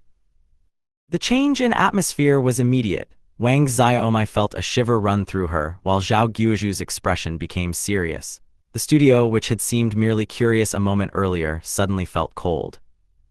The funeral doll then tempted Hu Guohua with the promise of wealth and led him toward her grave. She urged him to dig it up so he could obtain riches. Hu Guohua eventually gave in to that temptation, but the reward was not wealth or safety. When the plot reached its most terrifying point, the paper doll ate his liver. Zhang Ye adjusted his pace around those moments, slowing down where the horror needed to sink in and letting the suspense build before revealing the outcome. The people listening outside no longer cared that the story's premise was unfamiliar. Their breathing tightened along with the plot. Tian Bin was especially affected. As a DJ who regularly narrated ghost stories, he had enough experience to recognize when a story worked. He had initially believed a grave-robbing novel could not have much of a market because the subject had never appeared before. But as he listened, he felt a chill spread through him. Zhang Ye's narration had captured him completely. Tian Bin could not accept what he was hearing. Was this really an original work by Zhang Ye? How could someone with so little experience write a story capable of creating this atmosphere? Wang Xiaomai and the others were just as shocked. Only Zhao Guozhu had some idea of how it might be possible. He remembered Zhang Ye composing the Song of the Stormy Petrel during his interview and surprising everyone with his talent. He had forcibly brought Zhang Ye into the literature channel from Li Honglian's side. Now, watching the rookie control the entire studio with an unfamiliar novel, Zhao Guozhu felt that decision had been correct. By 1 o'clock in the morning, an hour had passed, yet the people outside had not dispersed. No one, including Zhao Guozhu, had left early. They had all remained there listening to the story. When the female assistant gestured that time was up, Zhang Ye nodded. He brought the first broadcast to a suitable stopping point instead of rushing through the ending, then gave the listeners a brief closing and invited them to continue listening the following day. After pressing the button to play music, Zhang Ye removed his headset and let out a long breath. He had stayed composed, but that did not mean he had felt no pressure. He had made a few mistakes during the broadcast and had nearly embarrassed himself. Fortunately, his basic foundations were strong, and he was still satisfied with how the first episode had gone. The broadcast had finished successfully. There were flaws left to correct, but Zhang Ye had held the program together for a full hour and had made everyone outside the studio wait to hear what would happen next. A staff member quickly entered the studio. The next slot was a replay of the primetime programs, so the equipment had to be adjusted for the changeover. Once that was handled, Zhang Ye walked toward the room where Zhao Guozhu and the others were gathered. He pushed open the door and immediately took responsibility for what he had done. He apologized for taking over the broadcast without discussing it with anyone first. There had been no time to ask for approval, and he had not wanted the program to suffer a broadcast incident or go off the air. With the situation deteriorating, he had remembered a plot and idea he had come up with before and followed that train of thought to tell the story. Zhang Ye also addressed the copyright problem directly. Since Ghost Blows Out the Light was his original work, he believed broadcasting it would not create any copyright trouble. He admitted that he had acted too simply and too quickly, then promised that if the higher-ups decided to pursue the matter, he would accept full responsibility. No one answered. The room fell completely silent, leaving Zhang Ye uncertain about how his explanation had been received. He blinked and started to speak again, but before he could finish, Zhao Guozhu slowly raised his hands and began clapping. A middle-aged editor immediately joined him, applauding with both hands. One by one, the other staff members followed. Soon, loud applause echoed through the radio station's building despite the late hour. Instead of reprimanding him, Zhao Guozhu grabbed Zhang Ye by the shoulders and praised him for rescuing the program at the critical moment. If Zhang Ye had not gone on air, nobody knew how the broadcast would have ended. Zhao also praised the quality of Ghost Blows Out the Light, saying he could not find fault with its writing or language. In his view, it was even better than the supernatural novels the station paid a high price to obtain. He told Zhang Ye that choosing him had been the right decision. Zhang Ye quickly thanked him, saying he was flattered. The female assistant grinned and secretly gave him a thumbs up. Li Si, however, kept his eyebrows tightly knitted, while Tian Bin stared at Zhang Ye coldly. The rescue had earned Zhang Ye the staff's applause, but it had also made the change in their positions impossible to ignore. Zhao Guozhu then dismissed everyone for the night. Before leaving, he turned back to Zhang Ye and asked whether he had more of the story prepared. If he did, Zhang Ye could continue narrating it the next day. late-night ghost stories would temporarily be hosted by him. Zhang Ye was stunned. He had only worked at the station for about a week and was still a complete rookie, yet he had suddenly been given a program of his own. He immediately thanked Zhao Guozhu for trusting him and promised to do well. Tian Bin could not accept the decision. He asked what would happen to him, but Zhao Guozhu responded impatiently. Tian Bin had not even dared to sit in the host's seat during the final seconds of the live broadcast. Without Zhang Ye, the station could have suffered a serious incident. Therefore, Tian Bin would be reduced to a stand-in host and told to reflect on his actions. Tian Bin shouted after him, but Zhao Guozhu left without turning around. Zhang Ye calmly apologized to Tian Bin and said he would consult him whenever he encountered something he did not understand. He did not mock Tian Bin or act arrogant after gaining the program. That only made Tian Bin even angrier. Earlier, Tian Bin had used his seniority to suppress the new employee. In just a few hours, the program had been taken from him, and Zhang Ye had gained his own show. However, Tian Bin still believed the final result would depend on the next day's listenership ratings. If the numbers remained at the bottom, Zhang Ye could still be removed, and the program might return to him. The next morning, Zhang Ye squeezed onto the subway on his way to work. A few meters away, two passengers who had just boarded were discussing the previous night's episode of * late-night ghost stories, and their conversation immediately caught his attention. One man said he listened to the program every night. The other admitted that he normally did not listen to the radio, but his wife had forced him to accompany her. She was usually so fearless that even a gangster would be scared away by her voice, and she listened to ghost stories because they helped her fall asleep. But the new broadcast of * Ghost Blows Out the Light had frightened her so badly that she woke him up. Even then, she refused to turn it off. The two passengers agreed that the story had been excellent. One had stayed awake until 1 in the morning listening with his wife, while the other admitted that the tomb story had left him feeling uneasy and unable to sleep properly. More importantly, both planned to tune in again because they wanted to know what would happen next. They also praised the new host. They knew his name was Zhang Ye, and one of them specifically pointed out that his narration speed was just right. The previous host had spoken too slowly, but Zhang Ye's pacing made the story more effective. The two men had no idea that the person they were praising was standing only a few meters away. Zhang Ye listened quietly, but he was extremely pleased. This was the recognition he had wanted, and now strangers were discussing his program and already remembering his name. He immediately opened the game's screen to check his reputation. The number had reached 10,677. Only the previous day, after purchasing his second lottery ticket, his reputation had been completely drained to zero. In a single night, listeners had added more than 10,000 points. Zhang Ye compared that speed with his entire previous life. In more than 20 years, he had accumulated only around 200,000 reputation. Now, one episode had brought him almost the amount he used to gain in a year. That confirmed his decision to start at a radio station. His reputation would not stop with the live broadcast, either. The station edited each episode and uploaded it to its website, where people who had missed the live program could replay it and continue adding reputation after hearing his story. After getting off the subway, Zhang Ye stopped at a roadside shop to buy cigarettes. He usually smoked Red River cigarettes, but since he was now at least somewhat famous, he decided that 6 yuan cigarettes no longer suited his image. So he bought a pack of Double Red Joy instead. The pack cost only 6.5 yuan, but Zhang Ye still felt satisfied as he headed into work, encouraged by the public response. When Zhang Ye reached the office, he found that many of his colleagues had dark circles under their eyes after working overtime late into the previous night. He entered expecting to be ignored as usual and was already preparing to sit down and begin working. Now that he had his own program, he had technically been promoted, which also meant he had more responsibilities to handle. But before he could take his seat, someone greeted him. "Little Zhang, you've come." "Good morning, Teacher Zhang." Several colleagues smiled and told him they had heard the broadcast. One of them said the program was excellent. Another explained that he had missed the live broadcast because of an appointment, but had listened to the recording at home. He had heard that the story was Zhang Ye's original work, created without a script and delivered entirely from his thoughts in the moment. To them, going on live radio without a script was something an ordinary person could not do.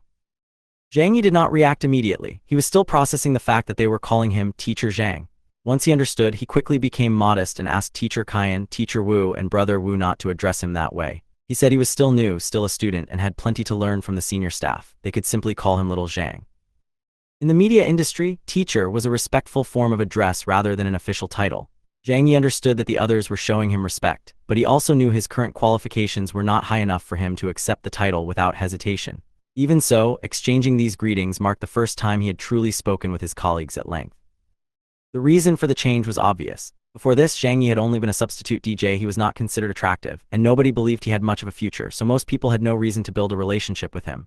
Now Tian Bin had made a mistake, and Zhang Ye had saved the broadcast at the last moment. His original story had also succeeded, allowing him to go from substitute to temporary main host. His colleagues' attitudes had changed accordingly. Zhang Ye recognized that this was simply how people reacted to success, so he did not make a fuss about it. Some coworkers still acted as if he did not exist, either because of their personalities, because their work had nothing to do with him, or because they were close to Tian Bin, but the overall atmosphere around him was clearly different. Not long afterward, a female clerk came over carrying a cardboard box packed with bundles of listener letters. She distributed letters to several hosts, then instinctively moved toward Tian Bin's desk. Since Tian Bin was absent, she looked toward Zhang Ye instead and handed him the remaining letters. They were from listeners of late-night ghost stories. Some had been addressed to teacher Tian but arrived late, while others had been mailed early that morning specifically for Zhang Ye. The first letter came from a child whose handwriting was crooked and innocent. The child praised Zhang Ye's story, explaining that his mother had ordered him to sleep and even beaten him, but he had continued listening secretly beneath the blanket. From now on, he promised to listen to Ghost Blows Out the Light every day. Zhang Ye smiled and wrote a reply. He thanked the child, told him to sleep early and listen to his mother, and explained that the program had been uploaded to the Literature Channel's website, where he could listen online without staying up late. The other letters were just as enthusiastic. One listener called the new story 10,000 times better than the previous ghost stories. A night shift taxi driver said he would continue supporting it. Another listener thanked the program team and teacher Zhang for finally making his nights less boring. There were more than 10 letters in total. Zhang Ye read every one of them, then selected 3 listeners to receive personal replies. Their messages confirmed that the program's early response was not limited to the live broadcast. People were already seeking it out, praising the story and waiting to hear more. Zhang Ye then switched on the computer and opened the email inbox for late-night ghost stories. Since taking over the program, he had been given the password, but he had not expected to find more than 80 unread emails waiting inside. Like the handwritten letters, these online messages were informal and filled with slang. One listener wrote that Ghost Blows Out the Light was simply too cool. Another repeated great 4 times. A third asked teacher Zhang to tell more of the story each day and strongly requested that the program be extended. He had already recommended it to many classmates and friends, and even planned to call them at night to make sure they tuned in. He finished by promising to become a fan and give the show a like. Seeing so many positive comments, Zhang Ye felt a surge of satisfaction. To him, this was the voice of the listeners. The program had only just changed its story, yet people were already discussing it online, recommending it to others and asking for longer broadcasts. Not every message was positive. Some listeners still criticized the program, and a few of those comments were harsh. Zhang Ye understood that the emails were only a sample of the audience. Praise from dozens of people was encouraging, but it could not replace the official listenership statistics. The ratings would determine whether the program truly survived. At 9 in the morning, it was time to work. Zhang Ye was still replying to listener messages when Tian Bin and Li Si entered together a few minutes late. The station's rules were looser than those of a private company, so nobody made an issue of it. Even so, the atmosphere changed as soon as Tian Bin arrived. Everyone's attention moved between him and Zhang Ye. Since Zhang Ye had come out ahead the previous night, he greeted Tian Bin calmly as though their argument had never happened. Tian Bin ignored him. In his mind, Zhang Ye should not get too pleased with himself. Tian Bin believed a story about grave robbing would fail because the subject sounded illegal and negative. If the listeners rejected it, the ratings would fall to a new low and late-night ghost stories might be cut. He was waiting for the figures to prove Zhang Ye wrong. Zhang Ye was waiting too. The letters gave him confidence, but he knew the actual results still depended on the entire listener base. Then Zhao Guozhu arrived for his inspection. After speaking with several employees, he told Zhang Ye that the previous night's performance had not been bad and that the story had appeared at exactly the right time.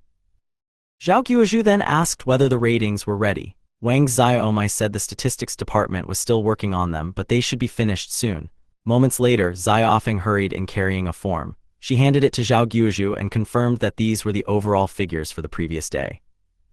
Zhao Guozhu glanced at the form and immediately looked startled. He even asked whether she had brought the correct one. Her answer only increased everyone's curiosity. Zhao Guozhu gathered the staff and told them to stop working for a moment. He was about to announce the rankings. There was no choice. The station replayed the day's programs after 1 a.m., which made late-night ghost stories the final program on the schedule. Its potential audience was already limited. No matter how good the content was, far fewer people would be listening to the radio at that hour than during the golden period between 7 and 8 p.m. The difference could be enormous. A program broadcast during prime time might attract 10 times as many listeners as one placed in the middle of the night. The literature channel had slightly more than 20 segments in total, including its weekend programs, and late-night ghost stories normally stayed around 20th place. In other words, it was usually either last or second to last. It was not because the segment had no loyal listeners. In fact, it had some of the most dedicated listeners on the entire literature channel. The problem was that its audience base was simply too small, and the broadcast time made it almost impossible to compete with the programs shown earlier in the evening. Under normal circumstances, moving into the top rankings would have been practically impossible. Zhang Ye watched Zhao Guozhu with hope, but he was not expecting a miracle. As long as late-night ghost stories was not in last place, he would consider the result acceptable. Zhao Guozhu began with the regular leaders. First place went to Talk About the World, Wang Xiaomai's program. Neither Wang Xiaomai nor her team looked surprised. Her segment had remained at the top for several years without losing its position even once. It aired during a primetime slot, and Wang Xiaomai was already a popular host. The program's ratings were among the highest across the Beijing radio station's channels, surpassed only by some of the traffic and news programs. Second place went to Entertainment Daily. Although the literature channel's entertainment news could not match the news channel in overall audience size, it still had a stable group of regular listeners. It had also become a consistent second-place program. That left third place. Zhao Guozhu paused while looking at the form. He held the silence long enough for one of the managers close to him to become suspicious and ask what was wrong. Zhao Guozhu did not answer immediately. Then, stretching out the announcement, he finally revealed the result. Third place. He looked up. Late-night ghost stories. The office went completely silent. Tian Bin reacted the strongest, although he tried not to show it. He had been wondering whether Zhang Ye's segment could at least avoid continuing its usual streak at the bottom, but third place was completely beyond his expectations. His first thought was that the statistics department had made a mistake. Tian Bin knew the segment better than anyone. It had been close to collapse before Zhang Ye took over, and its audience had always been limited. How could a program that normally struggled near the bottom suddenly rank third? In his mind, the only possible explanation was a calculation error. Li Si stared with his mouth open. Zhang Ye was just as stunned. He had hoped for a decent result, but he had not imagined that late-night ghost stories could defeat programs broadcast at much earlier times. The entire office needed a moment to process it. This segment had always been last or second to last in the literature channel. Even with a new story and heavier promotion, everyone had assumed the ratings would only rise temporarily. Listeners might tune in because they were curious about the new broadcast. If the story failed to interest them, they would leave. If they liked it, some would stay, but the audience should eventually shrink to a normal level. Yet the program had jumped directly to third place. It had even surpassed segments broadcast at 5 p.m. and 9 p.m. that meant the promotion had brought in a large audience. But instead of changing channels after hearing the opening, most of those listeners had stayed. The story had retained them strongly enough to pull the average rating far above what the time slot should have allowed. That was the part that shocked everyone. A high audience at the beginning was not enough to guarantee a high average. Even Wang Xiaomai's program gradually lost listeners when people became bored or switched channels, causing its average rating to fall sharply during the latter half. But late-night ghost stories had held onto its listeners. The limited late-night audience had not disappeared after the promotion brought them in. Zhang Ye's story had kept them listening, producing an unprecedented third-place debut for the segment. Zhao Guozhu was clearly pleased with the results. He praised the entire team behind late-night ghost stories, especially Zhang Ye, and pointed out that a late-night segment had reached the top 3 during its very first broadcast. In his view, that achievement was unprecedented and deserved to be recorded. He had also examined the listenership graph. Instead of starting high and collapsing later, the program had remained consistently strong from midnight onward. The small gap between its highest and lowest ratings suggested that listeners had stayed with the story rather than tuning out halfway through. Zhao believed this showed how strongly the audience had responded to the plot. The segment's success had even lifted the overall ratings of the channel. He then asked everyone to applaud Zhang Ye and encouraged him to keep working hard. The room immediately filled with applause. Everyone joined in except Tian Bin, who remained frozen in place. He still could not accept that the late-night program had actually achieved such a result. Zhang Ye accepted the praise with a modest gesture. He said the achievement came from the leader's guidance and everyone's support, not from him alone. Zhao Guozhu continued reading the previous day's rankings. Talk About the World led the station with a 3.17% rating, while Entertainment Daily was second at 2.29%. Late-night ghost stories followed in third place with 0.98%. The remaining programs were packed closely together. Laughter Daily had 0.92% and People's Broadcast Station News Highlights, which was an affiliated broadcast, had 0.89%. The difference between 6th and 7th place was also extremely small. This time, Old and Young Story Club took last place with 0.27%, replacing Late Night Ghost Stories at the bottom. Once the results had been announced, Zhao Guozhu summarized the previous day's performance and dismissed everyone to return to work. Zhang Ye sat back down and acted calm, but he was excited inside. If he had been alone, he would have been grinning from ear to ear. After the excitement settled, he began considering why the program had performed so well. His conclusion was that market conditions had played a major role. Ghost stories and supernatural novels were still in their early stages in this world. Only around 4 or 5 works could be considered genuinely good, and even those seemed ordinary by Zhang Ye's standards. The audience was still hungry for something new. Ghost Blows Out the Light offered exactly that. It introduced a grave-robbing story that had already proven popular in Zhang Ye's original world, but here it was completely unfamiliar. More importantly, the novel was being released on the radio first. It was an original story that listeners could not find anywhere else, so nobody had expected it to achieve such strong ratings. That afternoon, Zai Ofeng came to him with the recording schedule.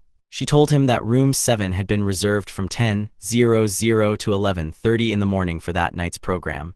He could not go past 11:40 because another recording was scheduled afterward. Room 8 had several open slots in the afternoon. Zai Ofeng offered to reserve some time there as well, with a maximum of 3 hours available. Zhang Ye immediately agreed and asked her to book as much time as possible. He planned to record 3 broadcasts that day.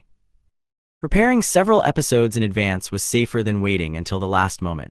If he became sick or caught a cold, his voice would suffer, and that could directly affect the quality of the broadcast. Since his voice was one of the program's most important tools, recording while he was healthy and in good condition made practical sense.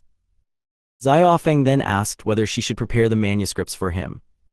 Zhang Ye waved the suggestion away. He said there was no need because he had no manuscripts and they could go straight into recording. That answer caught Zai Ofeng off guard. The colleagues nearby also looked at him with admiration. Even if they set aside his writing ability, his skill at narrating without a script was rare at the Beijing radio station. Interview hosts usually kept at least a basic outline in front of them, and a storytelling program normally required an even more detailed manuscript. Yet Zhang Ye intended to rely entirely on off-script narration. Tian Bin watched from the side with envy and anger. He believed everyone was overreacting to one successful broadcast. The station had promoted the program heavily, so naturally its first rating would be high. In his experience, that result meant nothing yet. He remembered that he had once hosted a novel program that ranked 9th on its first day. After that, its ratings had fallen rapidly with each broadcast until it eventually reached last place. Tian Bin believed that was simply how late-night programs worked. Midnight had the smallest audience, and no segment could escape that pattern for long. He decided to wait for the next broadcast and the one after that. In his mind, Zhang Ye would soon be forced to watch the ratings collapse. Even Zhao Guozhu and several other Literature Channel employees considered that possibility. They suspected luck had contributed to the first result. Under normal circumstances, they thought the program would eventually fall toward 10th place. But Zhang Ye had already begun preparing his next episodes, building a backlog before the audience and the station could see what happened next. The second episode brought a slight decline in listenership. Not everyone accepted the new supernatural genre, and even a successful program could not appeal to every listener. Once some of the people who had supported the first episode stopped listening, late-night ghost stories fell to 6th place across the Literature Channel. However, the drop did not continue. Immediately after the third episode of Ghost Blows Out the Light *, the program made another breakthrough and climbed back to 3rd place. The change showed that the audience was not simply disappearing. Some listeners had left, but an even larger group was gradually discovering the broadcast and taking their place. The program's growth was beginning to look sustained rather than accidental. That episode pushed the story deeper underground. In Zhang Ye's narration, thousands of pieces of timber had been assembled into a gigantic pyramidal tower. Red, sparkling points of light appeared above it, barely illuminating the structure below. The tower's cement foundation was roughly 200 meters wide. Its body had been built from 1,000-year-old cedar wood and rose through 9 separate floors. Every floor was packed with dried skeletons. They belonged to people of different ages and genders, and the bodies wore strange ancient clothing. Tibetan runes had been carved into every piece of wood. Faced with a tomb of such enormous size, the story raised a frightening question. Who could have constructed something like this underground? Listeners across Beijing felt a chill while following the broadcast. Zhang Ye was enjoying the reaction from home, listening to his own program while checking online messages and comments. Many people said the episode had left them unable to sleep. Others called the scene too exciting and demanded that he reveal what was inside instead of ending at such a tense point. The cliffhangers were clearly increasing engagement. The responses also came from across the population. Young and old listeners, men and women alike, were discussing the story, showing that it was appealing across age groups rather than remaining limited to one niche audience. About 10 minutes after the broadcast ended, Zhang Ye noticed a comment on his Weibo account from Hu Fei, a verified Central TV producer with more than 600,000 followers, who explained that a station director had recommended the late-night program to him. He had initially been skeptical, but after listening to 5 episodes, he admitted that the novel had impressed him more than the many supernatural stories he had read before. He called for more works of that quality. His followers quickly reposted the recommendation and began asking about the program. For Zhang Ye, the endorsement was powerful confirmation. The listeners were no longer merely holding steady, the audience was continuing to expand. The next day, the ratings for the first 5 broadcasts of late-night ghost stories were released. The first episode had reached 0.98%. The second dipped to 0.69%, but the program immediately recovered with 1.01% for the third episode, 1.14% for the fourth, and 1.27% for the fifth. After nearly a week on air, Zhang Ye's program was still firmly in third place. It remained far behind the second-place Entertainment Daily, so overtaking it was not going to happen anytime soon. However, the gap below was much more important. Late Night Ghost Stories was comfortably ahead of the fourth-place program, and its ratings had been climbing almost every day. That steady rise showed the program still had plenty of room to grow. Once the numbers were released, the skeptics were silenced, including Tian Bin. What had looked like an unlikely experiment had become an unexpectedly successful late-night segment, and its sudden rise earned admiration from Zhang Ye's colleagues. News of it quickly spread beyond the literature channel. In a station where everyone worked under the same roof, very little could remain secret. Staff from the traffic, music, and news channels began hearing about the new host whose program had pushed its listenership rating into third place, even competing with some primetime programs. They also heard about Ghost Blows Out the Light. The supernatural novel was being praised as an exceptionally strong work and as the piece that had opened up the tomb-robbing genre. In other words, people were treating it as the genre's founding work. Listener support was equally clear. More than 100 letters were arriving every day. Zhang Ye happened to pass by while 2 employees were discussing the program. Hearing their reactions, he finally understood that he had secured his footing at the station. Late-night ghost stories had become a star program of the literature channel, and as its listenership continued rising, his position as a radio host would rise with it. The breakthrough is no longer a lucky streak. Late-night ghost stories has held third place, continued climbing, silenced its skeptics, and become a star program across the station. With more than 100 listener letters arriving daily and colleagues from other channels recognizing his success, Zhang Ye has finally secured his footing, and his future as a radio host is rising with the ratings. But success has brought him a new opportunity. On his day off, after accumulating 110,000 reputation points, Zhang Ye opens the virtual lottery once again, hoping to discover a skill or stat that could help him move even higher. The needle slows, the chest opens, and a strange bottle appears inside. What can this unfamiliar reward possibly do?